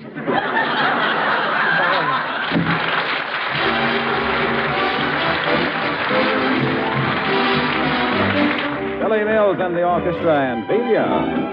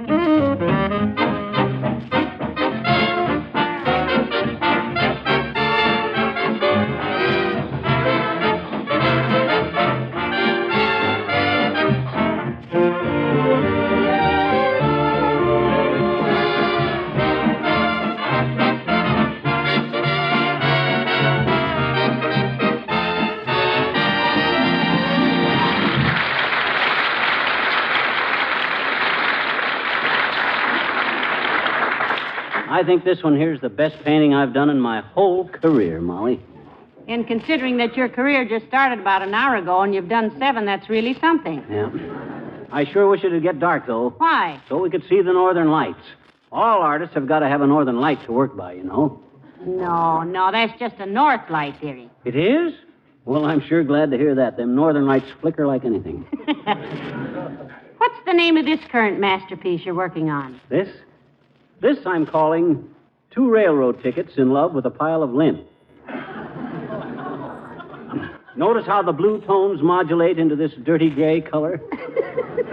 Don't it give you a far-off feeling of emancipation and stupidity? Yes, it does. As a matter of fact... If that is one of the tradesmen, my dear, bid the fellow be off. Coil up your lasso, Picasso, and get down off your high horse. Okay. Come in. Oh, hello, Dr. Gamble. Hello, Molly. And what are you up to, underslung? What's that on your head, an ice bag? That, my dear doctor, is a beret. You will forgive me, I trust, if I pursue my artistic endeavors while you and my good woman indulge in the local gossip. One must take advantage of the fleeting light, you know. That's all. I can't take it this week. So long, Molly. But, Doctor, you...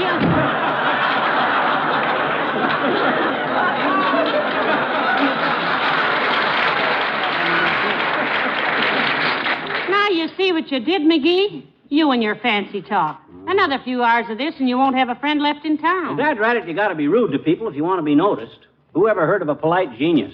Well, for goodness sakes, you shouldn't... My curiosity got the better of me, friends. Is it true that little smudge pot here has gone in for painting? Yes, it is, Doctor. He's going to burst into the art world with a noise like threading a needle underwater. We have a house guest coming, Doctor. My cousin, Salvador McGee, the famous artist. You know of him, I suppose? Frankly, deep seat, I've never heard of him. Is he a blood relative or anemic like you? Well, according to his last letter, Doctor, his latest work is in the National Gallery in Washington. Take a look at some of my work, Doctor. All right. What's the name of this nauseating little item? I call this little thing Tempest in a Piggy Bank. Or 7 razor blades in search of a girl's bicycle. Very interesting. Do you really think so, Doctor, or are you just saying that because you haven't got your glasses on? You realize, of course, my dear Doctor, that I'm not a mere painter of pictures. I paint emotionally. I depict the innermost thoughts of humanity, the primitive urges and the savagery of civilization. You done a self-portrait yet, McGee? You really should do a self-portrait. I've always thought you should be done in oil. Painted, Doctor? No, boiled. Well, for your information, you big sinus plumber, there's an artistic strain that runs clear through the McGee family. Oh, and what a strain it is, too. I don't expect any appreciation from an illiterate old oaf like you, Fatso, but believe me, I know talent. You not only do, you have. I have what? No talent. So long, Molly.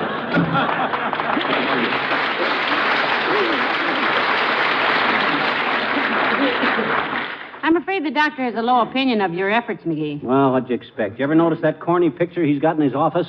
It's a cowboy on a ratty-looking old horse holding a rusty rifle. Why, darling, that is a genuine Remington. That rifle? No, the artist. You mean little Benny Remington that runs the shoe shine parlor down on Oak Street? Why, that guy couldn't paint... Come in. Well, for goodness sakes, Mrs. Carstairs and Mr. Wilcox. How do you do, Hello, Mrs. McGee? Glad you dropped in, friends. My friends are always welcome in my studio. Do sit down. Thank you. We can chat while I work.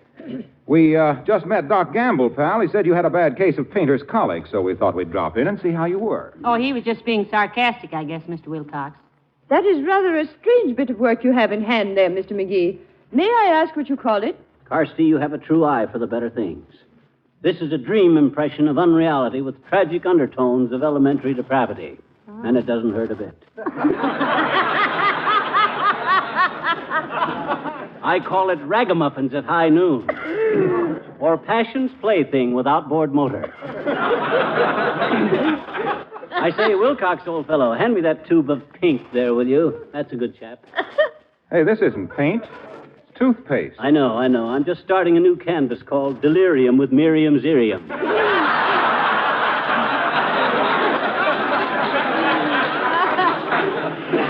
Or, while there's hope, there's life. You know, Mr. McGee, this is all very reminiscent of the time I spent in Paris in 1933. I saw several paintings very similar to yours. Exhibition, was it, Millicent? No. One afternoon in a painter's studio, some of the artists tried a little experiment. They backed a blindfolded mule up against an easel, tied a wet paintbrush to his tail, and let several horseflies out of a bottle. The picture won first prize that year. There, McGee.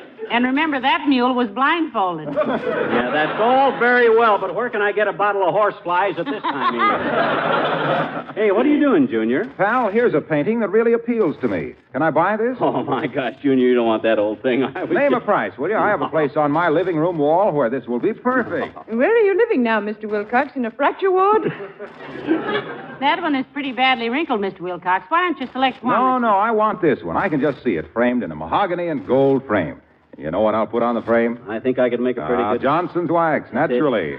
Anybody who appreciates good things wants to see them get the best possible protection against dust and dirt and dampness. Yeah, but that one you Gee whiz, selected... Johnson's Wax is the standard household protector for picture frames, woodwork, floors, furniture, enameled surfaces, and leather goods. Yeah, but what that Because got to it seals surface pores against penetration of dust and dampness. Yeah, but that thing you and picked gives a sparkle to your home. A sparkle that's like hospitality spelled out in rhinestones. How much, pal? Name your price. Shall I leave while you gentlemen haggle? Oh, no, don't go, Millicent. This is McGee's first sale, and he promised me whatever he got for it. Gee whiz, Waxy, I don't want to see you do that. Come on. $25. No, I... 40, 50, 75. Junior, I'm going to keep this friendly. I want you to have that painting, and for you, it's just $5. Oh, no, I couldn't take advantage $5 or no sale, Buster. Well, okay. Here you are, and thanks ever so much. I want you to see it after I have it framed. By the way, what's the name of it? Oh, I call that splitting an atom at Eve. Take good care of it. Oh, I will, believe me. Can I drop you off at home, Mrs. Carstairs? Oh, please do, Mr. Wilcox. I must get back and write Boris Karloff a letter. Goodness sakes, Boris Karloff. Is he a friend of yours, Millicent? No, I merely want to say, so you think you make horror pictures. Good day, my dear, and Mr. McGee. So long, folks. Good day, friend.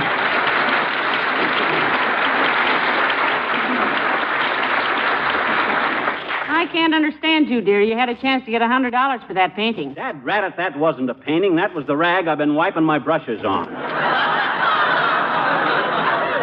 Hey, where are you going, Molly? I'm going upstairs and get the guest room ready for Cousin Salvador. Oh, fine. Don't make any more mess than you will anyway.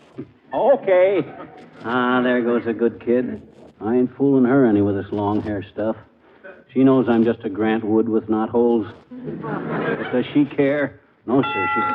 Come in. Hi, mister. Oh, hi, Teeny. Hi. Gee, what you doing in the apron and tam o' shanter, mister? What you doing, Well, this is a smock and a beret, sis, and I'm painting pictures. Like this one here, you see? What do you think of it, sis? Will you tell me a story, mister? Please, will you? Please? You didn't answer my question, Teeny. Well, my mommy says if you can't say something nice about people, don't say anything, mister. Well, so you want a story, eh? Yeah, please. Okay, I ever tell you about Katie the kangaroo? Oh, no. Okay. Once upon a time... Gee, I like stories that start out like that, mister. All the Mother Geese stories do. Mother Goose, sis. There's more than one of them, mister. Goose is singular, geese is plurality. Okay, let it go. Well, sir, once upon a time, way down in Australia, there lived a little kangaroo named Katie. And for years and years, till she was big enough to hop around by herself, she traveled in her mama's vest pocket. Yes, sir. And one day, as she was sitting there on her front pouch...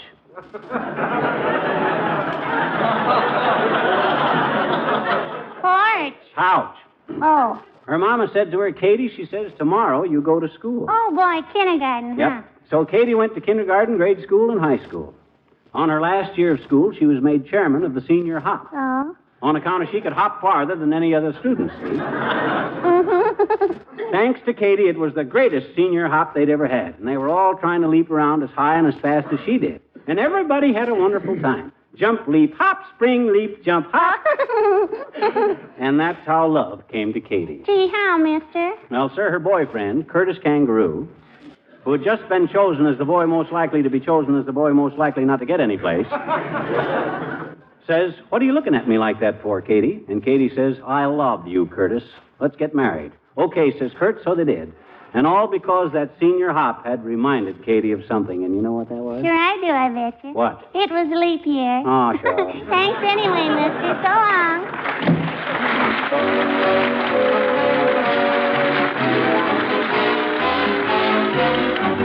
The King's Men sing The Blue-Tailed Fly.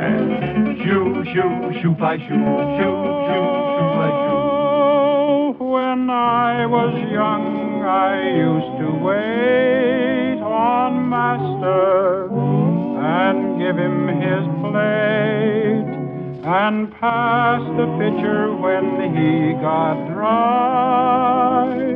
and brush away the blue-tailed fly. Jimmy crack corn, don't care.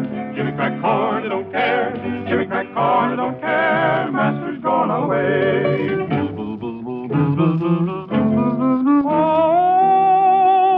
One day he rolled around the farm. The flies so numerous they did swarm.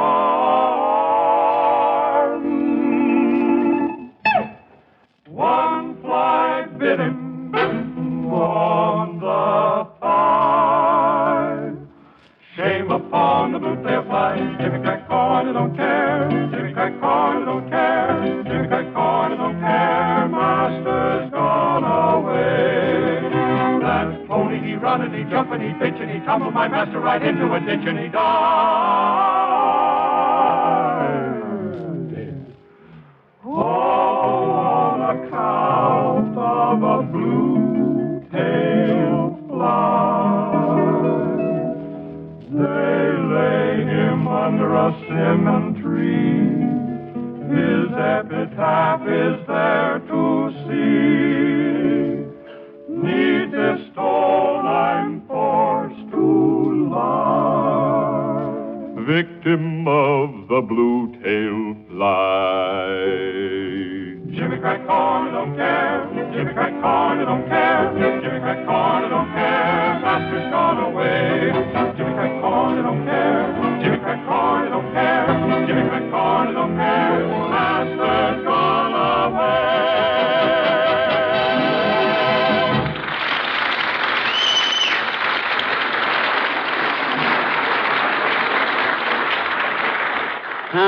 Let me see. A little more tattletale gray in the background.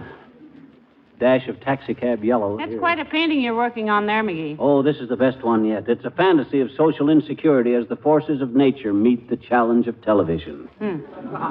What's the significance of the mustache cup in the lower left there? This? That ain't a mustache cup. That's an allegorical figure.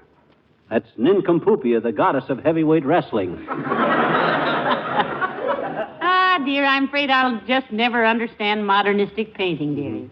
Anytime anybody does, all us artists will be looking for work. Now, let me see. Come in. Oh, hello, Mayor Latrivia. How do you do, Molly? Hello there, McGee. Oh, pardon me, madam. I thought you were Mr. McGee. Don't let the smock and the beret fool you, Latrivia. I just wear these to keep the paint out of my eyes, clothes, and hair. With little or no success, you might add. Well, I didn't know you were an artist, McGee. Is this some of your work? Yes, it is, Mr. Mayor. You like it? No. Now, that's because you don't understand modern art, Your Honor. And if you'll move over, I'll join you. You're accustomed to old-fashioned art, Latrivia. Sunsets and stuff, kitchen counters, 3 kittens in a basket. Photographic. You got to learn to appreciate modern painting emotionally. What brought on this burst of self-expression, McGee? Well, his cousin Salvador McGee is coming today for a visit, Your Honor. He's a well-known painter back east. Made a lot of money at it, too. Anytime you want him and me to do any mural painting at the City Hall, Latriv, just speak up. You mean mural painting, McGee? What'd I say? You said Muriel. That's a girl's name. Why should you want us to paint her on the wall at the City Hall? Who is she, anyway? Who is who? Muriel, the girl you want McGee to paint on the wall. I don't want anything of the kind. I didn't suggest any such thing. Oh, don't be so cagey, boy. We won't hold you up. Wait till you see a rough sketch before you say yes or no. You got a snapshot of her with you? Now, look, McGee. Is she a blonde or brunette, Your Honor? The reason she asked is I paint brunettes cheaper. Mixing the color for a blonde or a redhead. I tell you, she is not a blonde-head. A wall type. This whole thing is your idea. I don't even know anybody named Muriel, except an elderly aunt of mine. Is that clear? Personally, I think it's mighty sweet of you to want your aunt's portrait in the City Hall, Mr. Mayor. The way I'll do it, Latriv, is this. I'll make a preliminary sketch, you see. Then we'll find out where in the City Hall would be the best place to hang Muriel. I tell you, I don't want any Muriel. A mural. If my aunt was... Look, anytime the city aunt, a mural hall, I mean the superior paint a mill... You said that I wanted a Muriel. A picture pointed. Portraits pitched. You were the... It was...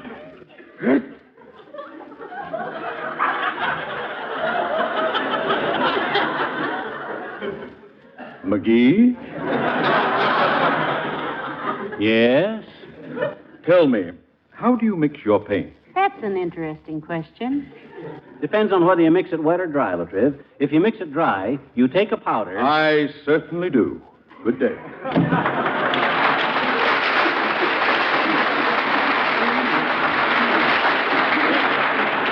Boy, oh boy, I sure wish he'd shown me that snapshot of Muriel before he left. I'd have painted her picture and give it to him for Christmas. He's just shy, I guess. Yeah. And if she's his aunt, what's the matter? You see anything in my palette? You mean my breadboard that you were mixing all that paint on? You laid it on a chair when the mayor came in. Which chair? The one you're sitting in, I think. That's what I think. Well, aren't you going to get up? There's no hurry now. I can't get any more paint. Come in. I do. Is this McGee's residence? Cousin Salvador. Hi, boy. Come on in. Oh, my goodness. It's good to see you again, Cousin Salvador. Well, thanks. Well, gee, who's doing all the painting? Me, Salvi. How do you like 'em? Well, don't ask me, Cousin Fibber. I wouldn't know. Oh, go on with you. And you with all your paintings at the National Gallery in Washington that you wrote us about. Well, not my paintings, Molly. My paintings. Oh, just one, you mean? Yep. Yeah. But it's the biggest job I ever did. Yeah. I did the whole interior in white, 2 coats of white enamel, trimmed all the windows in moss green. Why, next month I got another job doing a brewery, and they told me... Oh, this is ridiculous.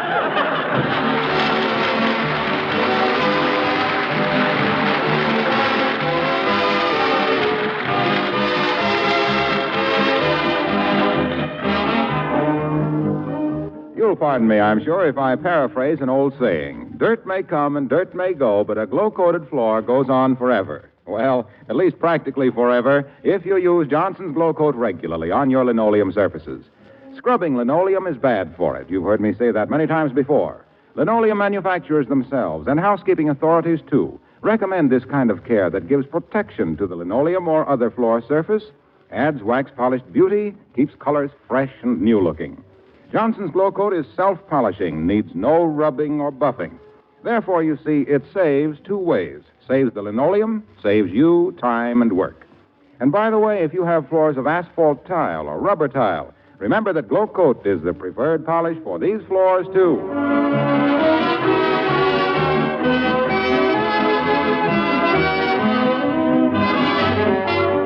McGee, Cousin Salvador wants to know if we want any painting done around here. No.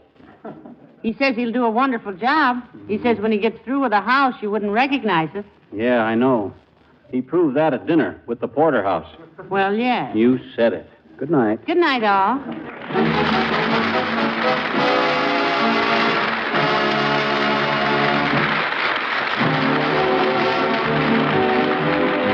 This is Harlow Wilcox, speaking for the makers of Johnson's Wax Products for Home and Industry, inviting you to be with us again next Tuesday night. Good night. This is NBC, the National Broadcasting Company. Going back 79 years to April 9th, 1946, Fibber McGee and Molly. Don't you love how Fibber can get mayoral trivia twisted up like that? Gail Gordon was great in those slow burn roles. He really was. All righty. Up next, Robert, was I say 79 years ago, April 9th, 1946. We'll go back 73 years next for an episode of Father Knows Best.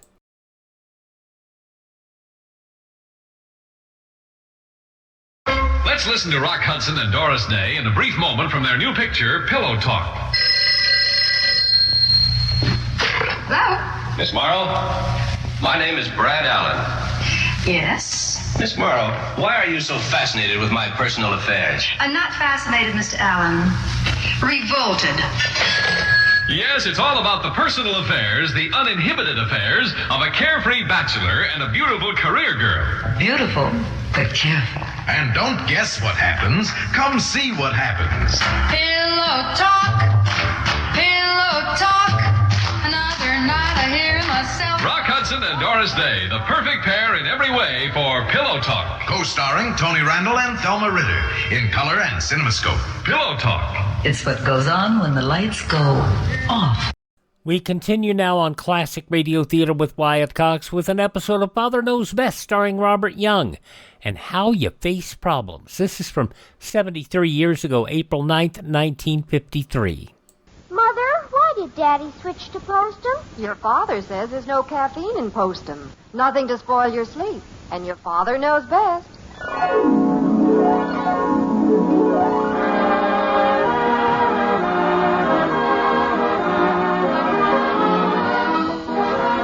Yes, it's Father Knows Best, transcribed in Hollywood, starring Robert Young as father. A half-hour visit with your neighbors, the Andersons. Brought to you by Instant Postum, the good-tasting drink that's entirely caffeine-free, and by Post, 40% bran flakes, America's largest-selling bran flakes.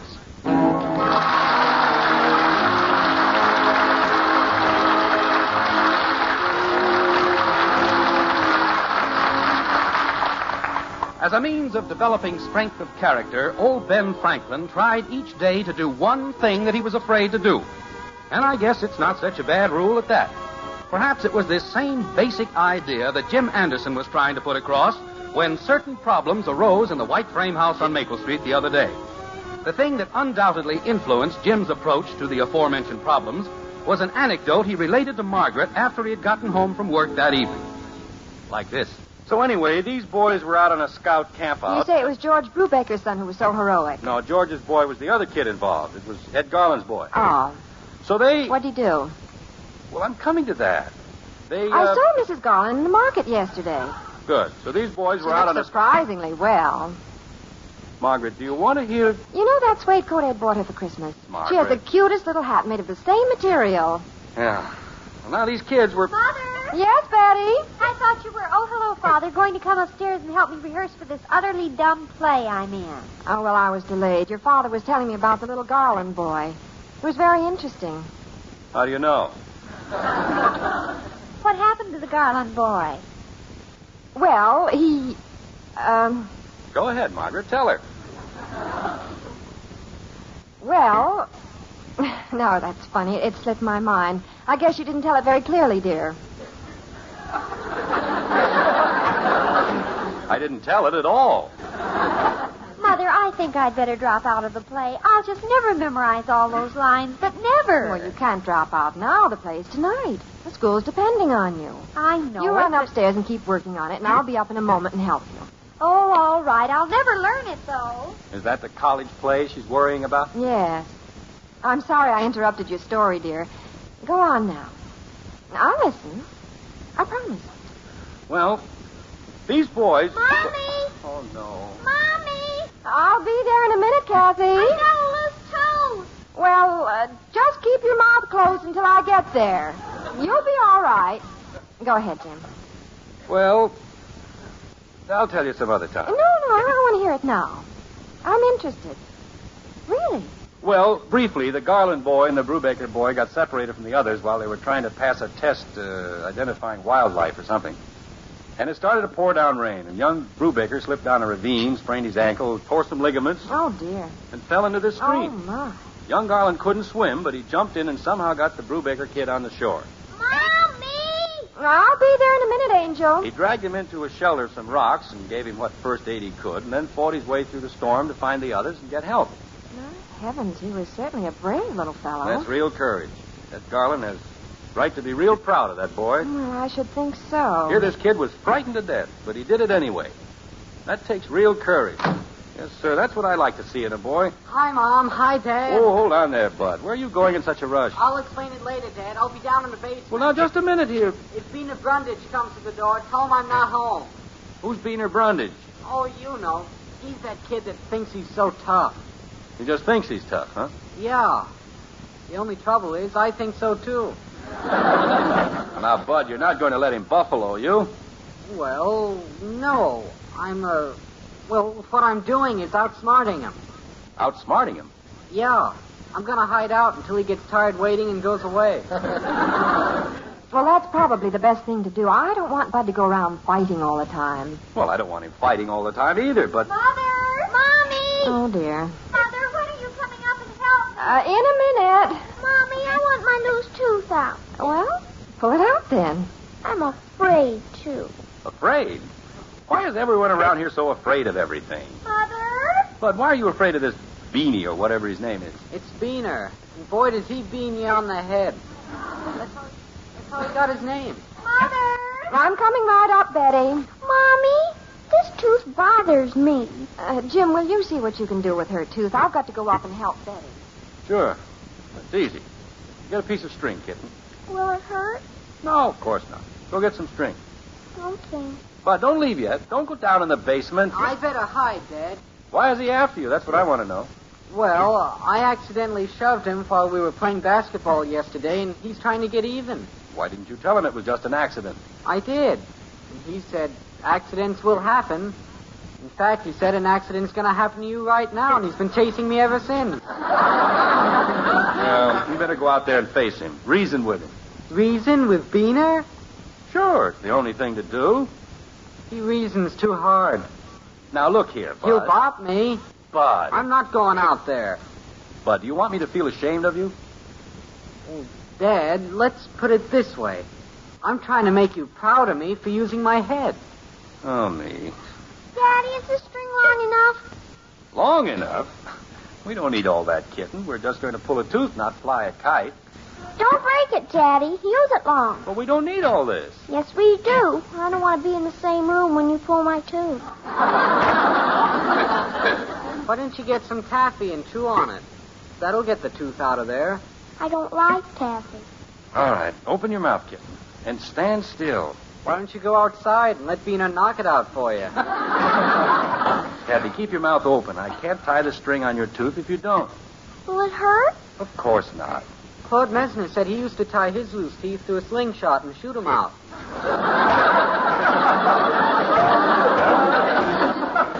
Steady now. I have it in just a second. Will it hurt? Don't talk. There, that's it. Now, the next step is to tie the other end to a doorknob. Here, give it to me. I'll do it. No, don't like it up. Well, you want the tooth out, don't you? Yes, but I don't want you to do it. Holy cow, I won't hurt you. But I think you have something else to take care of. You better go out and talk to young Beaner. He's not much of a talker. I think I'll go up to my room and read. Bud, come back here. I'll be upstairs if you want me. Well, come on, let's get that tooth out, kitten. I think I've changed my mind, Daddy. What? I'm afraid. Oh, now stop using that word. You're not afraid. I'm not? Certainly not. Come on now. I want Mommy to do it. She's busy. Besides, I can do it just as well as she can. Better even. I want Mommy to do it. Mommy! Oh, me. Mommy! Now listen, Kathy. Jim, I think you'd better go up and see if you can do something with Betty. She thinks she can't go through with the play. Whatever gave her that idea? Mommy. Yes, Angel, what is it? Nothing. I've changed my mind. I'm going out and play. Well, wait. You can't go out with that string trailing out of your mouth. Haven't you gotten that tooth out yet? I think I'll wait till tomorrow. I'll be out in the back. Well, don't trip over that string. Jim, when you talk to Betty... Mother? Yes, Betty. Jim, when you talk to Betty, I think... I'll be right out. Yeah, that's what I mean. For a second there, I didn't know which one of us was Mother. Well, Jim, when you go up, would you... You don't need to come up. I'm coming down. I've got to take this play back and tell them they'll just have to get someone else for the part. But, Betty, the play's tonight. Yes, you can't let them down, Princess. I'll let them down worse by being in it. I'm just awful. Just simply awful. Oh, now, Princess. But worse than awful. Well, let's go in the den and have a look at the play. Things are rarely as bad as they seem. It's no use, Father. I can't do it. You can do anything you want to do if you just make up your mind. Well, my mind's made up. I can't do it. Mommy! Coming, Cassie. Well, maybe it's just one of those plays that's hard to memorize. What is the play? Oh, it's some dumb old thing called The Bride Wore Tulips. I see. I don't think I ever heard of that. Who has? Well, who are you in it, the bride? No, I'm the other woman, I guess you'd call me. I see. I'm the bride's sister. She hates me. As a matter of fact, I hate her, too. And she's trying to marry this fella, not because she loves him, but just to keep me from getting him. But actually, I don't want him either. I just let her think so because I'm secretly in love with this law student who's really in love with her. But, well, you get the idea.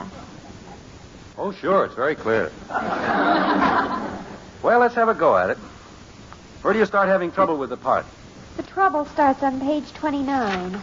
All right, page 29. You've got it pretty well up to there, huh? No, that's where I first come in. Oh, I see. Well, all right. You want me to cue you? I don't care. It's no use, I'll tell you that. Well, let's see here. Elaine enters through the French doors. Are you Elaine? Yes. George looks up from his book, startled. All right. George. Why, Elaine, I thought you'd gone. All right, go on. What do I say? All you say is, I want to talk to you, George. Now, that's easy. I want to talk to you, George. That's right, but I think you can give it a little more feeling. Remember now, you are Elaine. Now, what does this mean to her?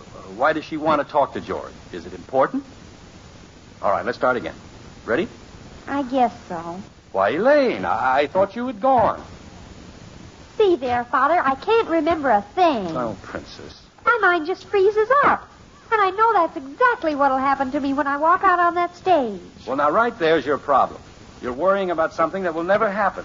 You've built this fear up in your own mind, and it has no reality at all. Now, let's just forget about the audience and forget that you're on a stage. Start believing that you are this character. I just simply can't go through with it. I get all shaky. Dad, I gotta go over to Joe Phillips. Wait a minute, Bud. Yes, you can do it better. Dad, can you drive me over to Joe's just in case Bean is still out there? Oh, Bud. Daddy! Now, listen, Bud. I want you to go out there. Save me from Mommy. She's trying to pull my tooth. Well, you want it out, don't you? Yes, but it's liable to hurt. Come on, Dad. Go with me. Father, will you return the play? Come on, and tell Dad. them, Dad, I can't face them. Come on, Dad. Oh, hold on there. One at a time. Oh, me. Why did I ever take up being a father?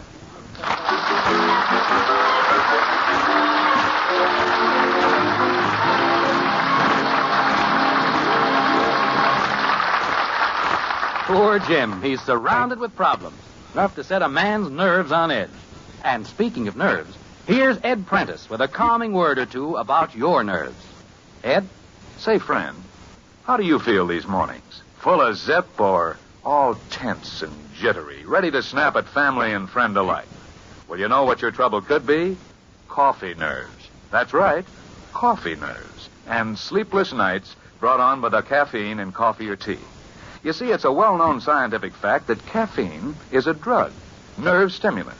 And while many can handle the caffeine in coffee, others, and this could mean you, suffer sleepless nights, jittery nerves. What's the answer? Well, you don't have to give up enjoying a good hot mealtime drink to get rid of coffee nerves. Just make your drink Postum instead. Delicious, instant Postum. Because Postum is totally without caffeine. No wonder so many folks have switched to Postum. No caffeine, no coffee nerves. And Postum lets you sleep. Get a jar of instant Postum tomorrow and see for yourself. Drink Postum exclusively for 10 days. Then check up. See if you aren't sleeping and feeling one whale of a whole lot better. You like Postum. Delicious, instant Postum.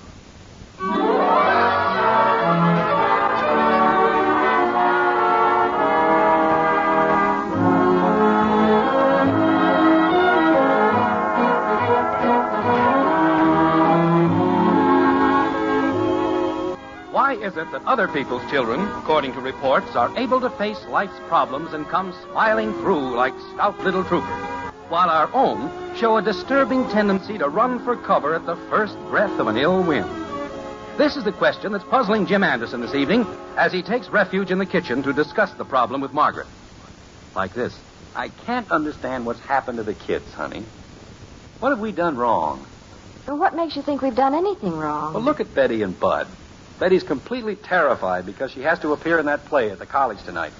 Bud afraid to go outside because some kid's after him. Even Kathy, prowling around the house with a string tied to her tooth and afraid to let anybody touch it. Well, Isn't dear... there an ounce of courage or character anywhere in the three of them? Well, there are children, dear. Whatever they are is just a reflection of you and me. I'm just as disappointed as you are. Now, wait, I didn't say I was disappointed. Like mother, like daughter. Like father, like son. Isn't that true? Yes, possibly. But let's not start condemning the children without giving them a chance. Oh, I'm not condemning them. You were the one who said... I simply said we have to figure out some way to help them. We know they have the character and courage. We just have to show them how to use it, that's all. Oh, I see. Well, I guess I didn't understand you correctly before. There's certainly nothing wrong with Bud, or with Betty, or Kathy either. Of course not. You seem to have a tendency sometimes, honey, to criticize the children before you really think. Well, it's my brutal disposition, I guess. We have to approach these things tactfully, with a lot of thought. Oh, I agree. In the kitchen, Bud. Now, just give me a little time, honey. I'll prove to you that the kids are all right. They have what it takes. You watch. All right. I'll watch. Are you out here, Father? Yes, and I want to talk to you, Princess. Dad. And you too, Bud. Dad. Just a minute, Bud. Kathy, where are you, kitten? I'm coming. I gotta be careful. I don't want to step on the string. Well, Angel, if you stepped on the string... Sure, to pull your tooth. That's why I gotta be careful. Look, you tied the string on the tooth so you could pull it out, didn't you? Yeah, but I'm not ready yet. That tooth's pretty solid. Pa, you could sneeze it out. Now, let's not start an argument. I think your father has something he wants to say. Oh, yeah, Dad. You gonna drive me over to Joe's? No, Bud. Now, listen, all three of you. Father, would you call Mr. Fredericks at the college? Tell him I can't be in the play tonight, that I just... Betty, please. Ruth Clemens knows my part. She's simply dying to Princess, do it. will you listen to me? If I have to get up on that stage tonight, I'll die. I'll utterly die. I can't remember a single line, not a single line. I can't walk over to Joe's. Now, wait. I don't know what's come over you kids. Where's your backbone? You can't go through life running away from your problems. If I go outside and Venus out there, I won't have any life to go through. It's easy for you to talk, Father. You don't have to get up on that stage. Yeah, and you don't have a loose tooth. I wish you children would listen to your father. We're listening, but he doesn't understand. Look, Princess, I've been through all these things. Take my word for it. Giving up, running away, hiding your head in the sand just makes matters worse. To get along and make your way in this world, you have to be able to face difficulties, overcome them. I know. And every problem you meet and solve makes you that much stronger to face the next one. Boy, oh boy. What's the matter, Bud? Sounds like a hard life. Well, life isn't easy. But believe me, it isn't nearly as hard if you start out right at the beginning to take the good with the bad. No matter what comes along, do your best. And above all, face the facts. Don't run away. Okay, I won't run away from Beaner. Atta boy, Bud. I'll stay right here in the house. Daddy, Yes, kitten? what did you say? Well, honey, I can't run away from my tooth. Angel, why don't you come with me? Nothing doing. You're going to yank the string. Oh, I wish I'd never been born. I wish I'd never been born. honey. How are you doing, dear? Well, I'm not giving up. Look, kids, I have an idea. You all have troubles. Now, why don't the three of you get together and help each other? Bud, you can help Betty learn the lines for the play, and Betty can help Kathy. Who's going to help me? There's nothing Bud can do to help me, Father. I can assure you of that. I don't want anybody pulling on this string. It's a hard life. Bud, stop saying that. Well, it is. I wish I'd never been born. Betty. I'm glad I was born. But why was I born with teeth? I don't know. I tried, Margaret. I'm going in the den and lie down. What's the matter with Father? Well, to tell you the truth, children, I think your father's a little disappointed. Why, Mommy? Because he loves you all so much. And he wants to be proud of you. Isn't he proud of us? Of course he is, Angel. He knows you're all courageous and strong and able to meet your problems. And it worries him when he sees you acting as you are and not doing your best. You think it does? Well, let's say no more about it. You all know what you have to do, and you know how to do it. From here on, it's up to you. We understand, Mother. Now run along, all of you. I have to clean up this kitchen. See you later, Mom. I'll be upstairs, Mommy. Oh, darn. Father, I'm in the den, Princess. What do you want? will you help me? I'll try once more to learn these lines. Why, sure, Princess. Give me the script. Start on page 31, where I come in for the big scene. That's the long speech that I can't remember. All right, now just take it easy. Here we go. Dr. Martin says, Elaine, you've come back. And you enter. Oh, Charles, I couldn't go. No matter what the past has done to us, cruel time in which every hour has... Oh, what's the matter with me? Now, don't be nervous, Princess. Cruel time in which every hour has been a cold wall building to... Cruel time in which every hour has been a cold wall building to divide us. Distrust like darkness blinding our... Oh, Father, I'm so worried, I'm so frightened, I can't remember. You will remember. You're going to go out on that stage tonight, and the lines will come to you. Believe me. Now, let's try it again, from the beginning. Mommy, Daddy, it's out! Kitten, what happened? I pulled my tooth, I did it, all by myself. Look! Well, good for you, Kitten. Are you proud of me? I certainly am. Mommy, look, it's out, I pulled my tooth! All right, Father, from the beginning. Good. Now relax. Here we go. Elaine, you've come back. Oh, Charles, I couldn't go. No matter what the past has done to us, cruel time in which every hour Has been. has been a cold wall building to divide us. Distrust. Distrust like darkness, blinding our... Oh, no. Blinding our hearts to the truth and Blinding our hearts to the truth and... crying vanity and vengeance. Oh, Father, it's no use, it's no use. Okay, Beamer. See you tomorrow. At school, huh? Okay, Kyle. So long. But, was that? Yeah. Beaner and I got straightened out okay. Well, good for you, son. I sure thought I was going to get it, but he was okay. Well, I'm proud of you. I knew you'd do it. Hey, Mom, I did it. Hey, Mom. Well, Princess? I guess I'm just a washout, Father. I can't go through with the play tonight. I just can't. Are you sure? I'll die up on that stage. I know I will. It's up to you, Princess. You want me to call Mr. Fredericks and tell him you can't make it? What do you say, Princess? Oh, I'll try it, Father.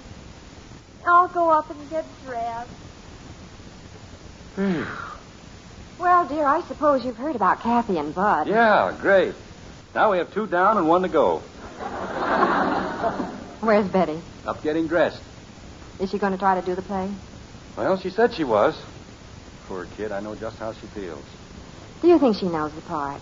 I hope so. She's scared to death. Well, we'd better be getting ready if we're going to be at the theater at 8:30. All right, let's go. You know something, Margaret? I'm going to lose 10 years of my life sitting in that audience tonight.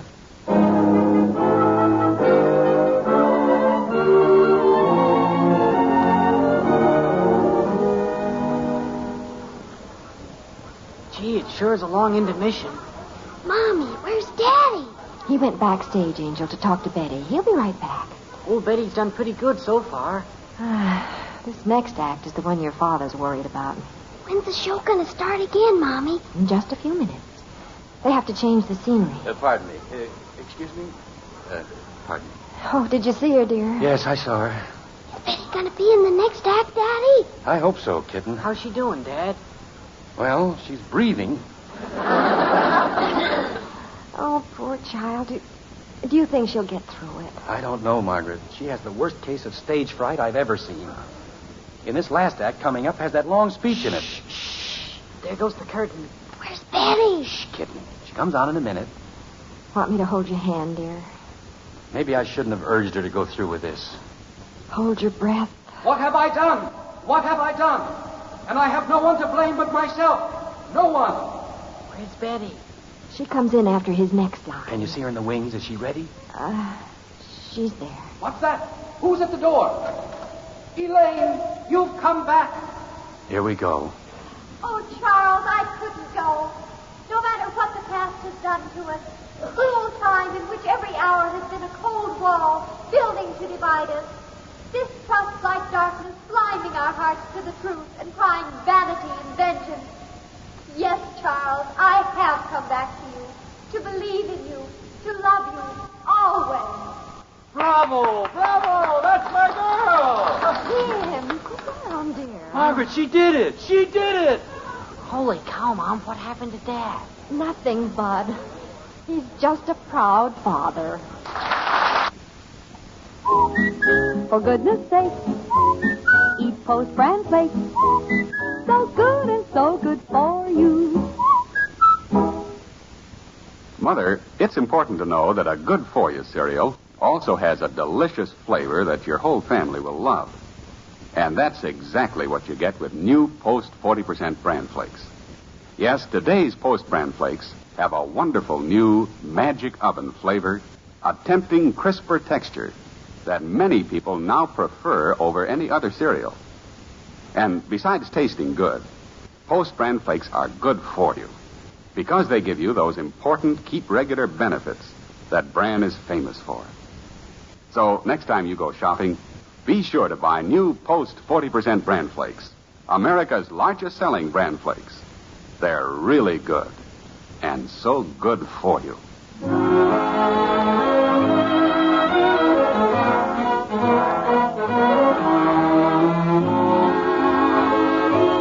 Well, there have been some pretty tense moments around the White Frame House on Maple Street today.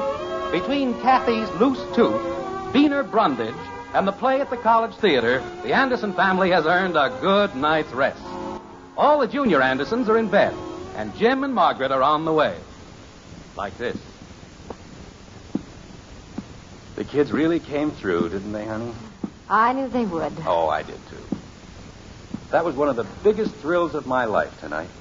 Seeing Betty walk out on that stage and knowing she was terrified but going right on. I had a small lump in my throat about that time.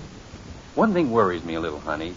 Do you suppose Betty feels that I forced her to go through with it? Oh, no. Look in her room. Is she asleep? Betty, you asleep? Oh, she's deep in dreams. Look at her. Pretty, isn't she? Princess, you're not angry with your old dad, are you? I have come back to you, to believe in you and love you always. How do you like that? Talking in her sleep. Who's asleep?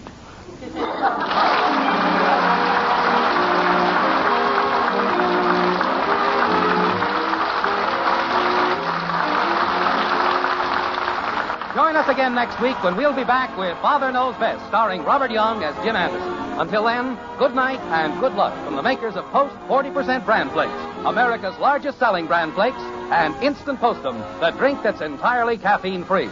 In our cast were Helen Strom as Kathy, Dorothy Lovett, Rhoda Williams, and Ted Donaldson. It's the best hot cereal you ever ate. Post Wheatmeal, the best hot cereal anybody ever ate. Rich and delicious with a nut-like flavor you'll never want to miss. And hot Post Wheatmeal is so good for you. Packed full of solid whole wheat nourishment, especially good for children. Post Wheatmeal takes just 3 minutes to cook. Get the big family economy size with a picture of Roy Rogers on the package. Post Wheatmeal, the best hot cereal you ever ate.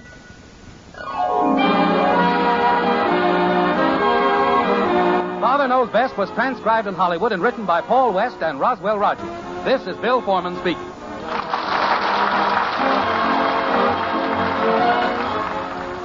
73 years ago, April 9th, 1953, Father Knows Best on Classic Radio Theater with Wyatt Cox. We'll check in with Claudia next.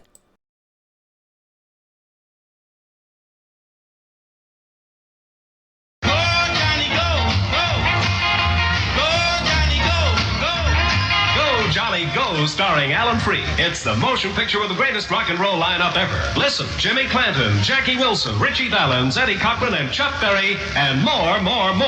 10 great rock and roll stars singing 17 great new rock and roll hits. Don't you know my love is strong? Let's just go on and on. Well, on. Long distance information. Give me Memphis, Tennessee. And you better listen to me, and you better hear what I say. Go, Johnny, go. The rockin'est, the rollingest movie ever to hit the motion picture screen. Go, Johnny, go. Go, Johnny, go. Go, Johnny, go. Now on Classic Radio Theater with Wyatt Cox, we'll wrap up this Thursday edition with an episode of Claudia. This goes back 78 years, April 9th, 1948.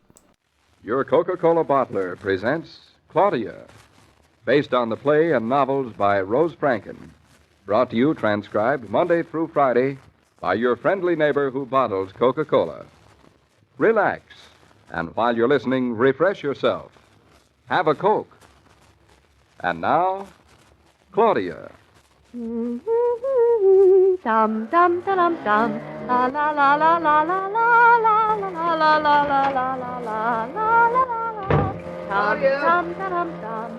La la la. Claudia. David, you're early. Want me to go out and come in again? What did you say? I said turn that vacuum cleaner off so I can talk to you. If that's all you've got to say, it's not worth turning the machine off to hear you. What did you say? I said I can't turn it off till I finish my cleaning. What are you cleaning for? We're moving out of here in a week. You wouldn't want the next people to say we didn't keep the apartment nice, would you? Please, turn that machine off. I can't hear myself. What do I get if I turn it off? You'll get plenty if you don't. Stingy. How can you stand that noise all day long? I'm so used to it I hardly hear it. You're the one who's making all the noise. Don't I get anything if I turn it off? You won't be able to move out of here next week if you don't. David, what did you say? I said we might not be able to move into our house next week. That's what I thought you said. Leave it off. I've got to make a phone call. Wouldn't you rather make it on a clean carpet? Paradiso doesn't care what our carpet looks like. Did you say you were going to call Mr. Paradiso? I did. Why do you have to call him?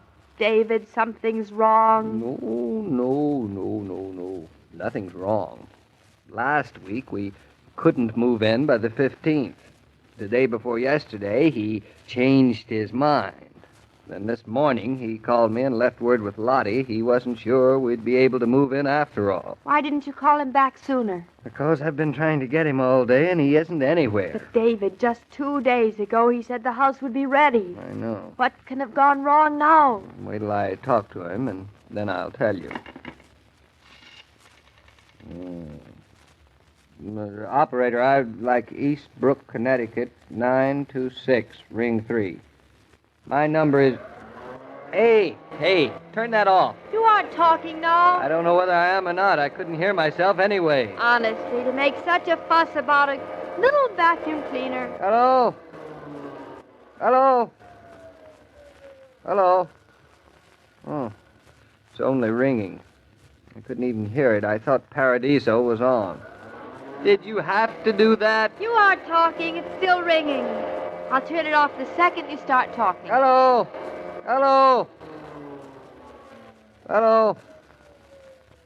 Still ringing. I guess he isn't there yet. Of course he isn't there yet. He must be over at our house. There isn't any telephone at our house. David, what are we going to do for a telephone? They promised to install it by the 17th. I wish I could get a hold of Paradiso. No phone till the 17th? What are we going to do until then? Assuming we can move in on the 15th, which is Thursday, that only leaves us without a phone for exactly 1 day. And for that day, I guess we'll just have to get along with the U.S. mail and maybe a carrier pigeon or two. Do they deliver the mail up in Eastbrook? Of course they do. Haven't you ever heard of the RFD? RFD? Mm-hmm. You mean President Roosevelt started the mail? What does President Roosevelt have to do with it? RFD. Isn't that what everyone used to call it? Ooh. RFD is not FDR spelled backwards. It stands for Rural Free Delivery, and that's us. It is? Didn't you ever notice the mailboxes along the road up in the country? Mailboxes? What mailboxes? You are a real New Yorker. Well, I've always lived here. Just, what did you think those little, oblong boxes with the curved tops were for?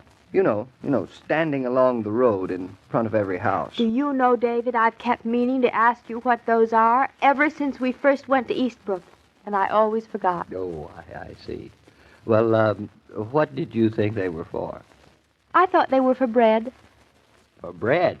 Well, yes. Well, that's the way they're shaped. I thought the bakery people came driving down the road and put a loaf of bread in everybody's box. Are you kidding? Would just fit, wouldn't it? Well, I'll have to try it sometimes for size. First, we'll have to buy one. I thought we had one. I'm sure we haven't. Probably Jared Tucker took it with him, if he ever had one. And who'd ever write Jared Tucker any letters? Well, he's better off than we are. I don't know whether we even have a house. Look, it's only 3:30, darling. We could drive up there in an hour and be there before it gets dark. It's an idea. You, ready to go? I've been ready for half an hour. I hate to make a trip like that for nothing, but I just can't get a hold of Paradiso. That's a good sign, don't you think? It means he's working on the house. You've got a lot more confidence in that man Paradiso than I have. It isn't his fault. You're just a little discouraged. Oh, no. You're wrong there. I'm a lot discouraged. Oh, come on, Claudia. We're going right up to the country. Don't start cleaning the carpet. Only takes a second. You know you always get tickets when you drive with a temper.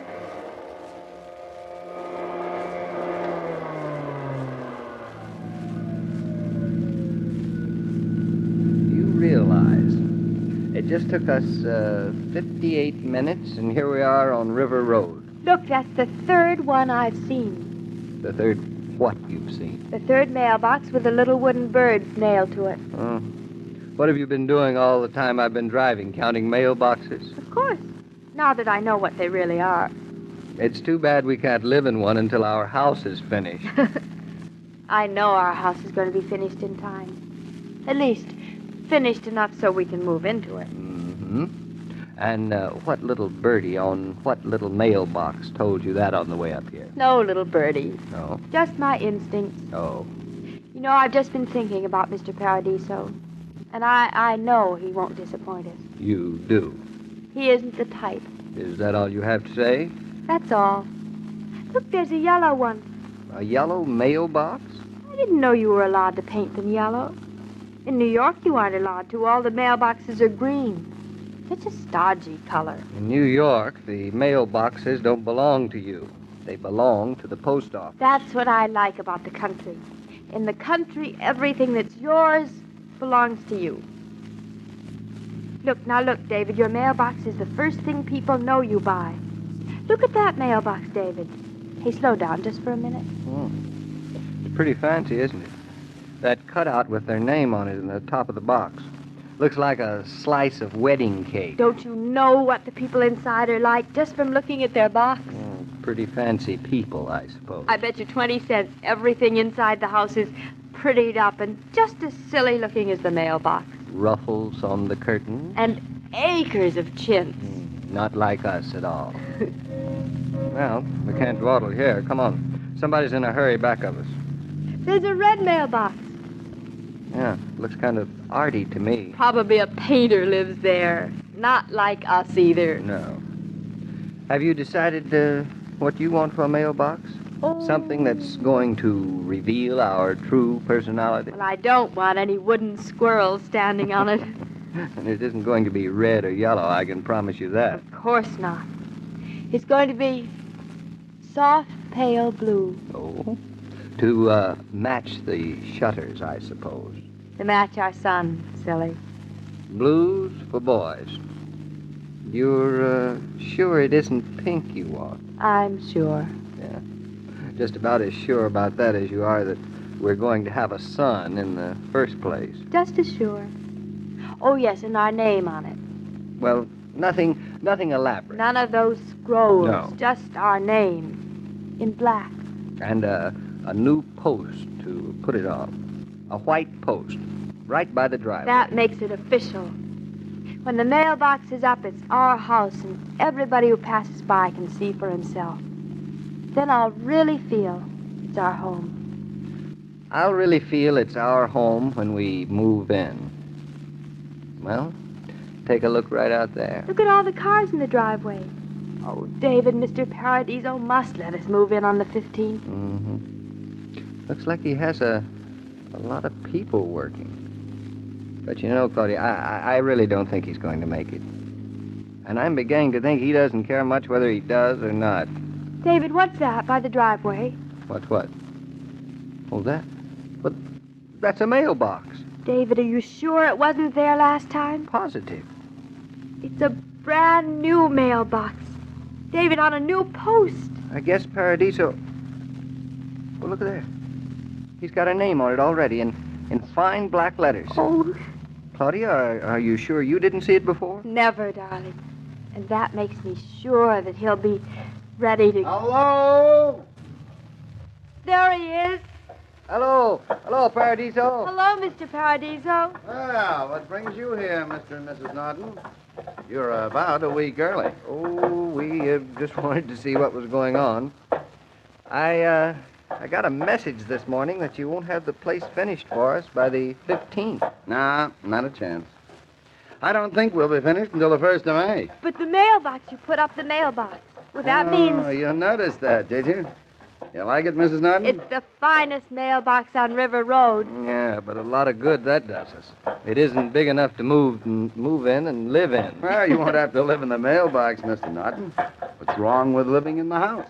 But you said the house won't be finished. That's right. The whole house won't be finished, but I thought I'd better put my men to work on the parts you're going to need right away. You know, the heating and the plumbing. I'll have your room, the kitchen, and the living room all ready for you by the 15th. And the annex? That's what I called about. I'm putting off the annex until we can get you moved in. I want your permission, but it doesn't matter. I'm going to do it that way anyhow. Then we can move in by the 15th. You sure can, if you don't mind a little hammering for a couple of weeks after you get here. We won't mind that a bit, will we, David? I think you made a pretty good decision, Mr. Paradiso. Of course he made a good decision. Why, he even knew what color we wanted for the mailbox. By the way, what made you pick out that blue, Mr. Paradiso? Looks good, doesn't it? Well, Mr. Norton, it matches your shutters, and then blue is for boys, isn't it? I know your wife wants a son, and that's Paradiso for you. I'll do anything I can to help.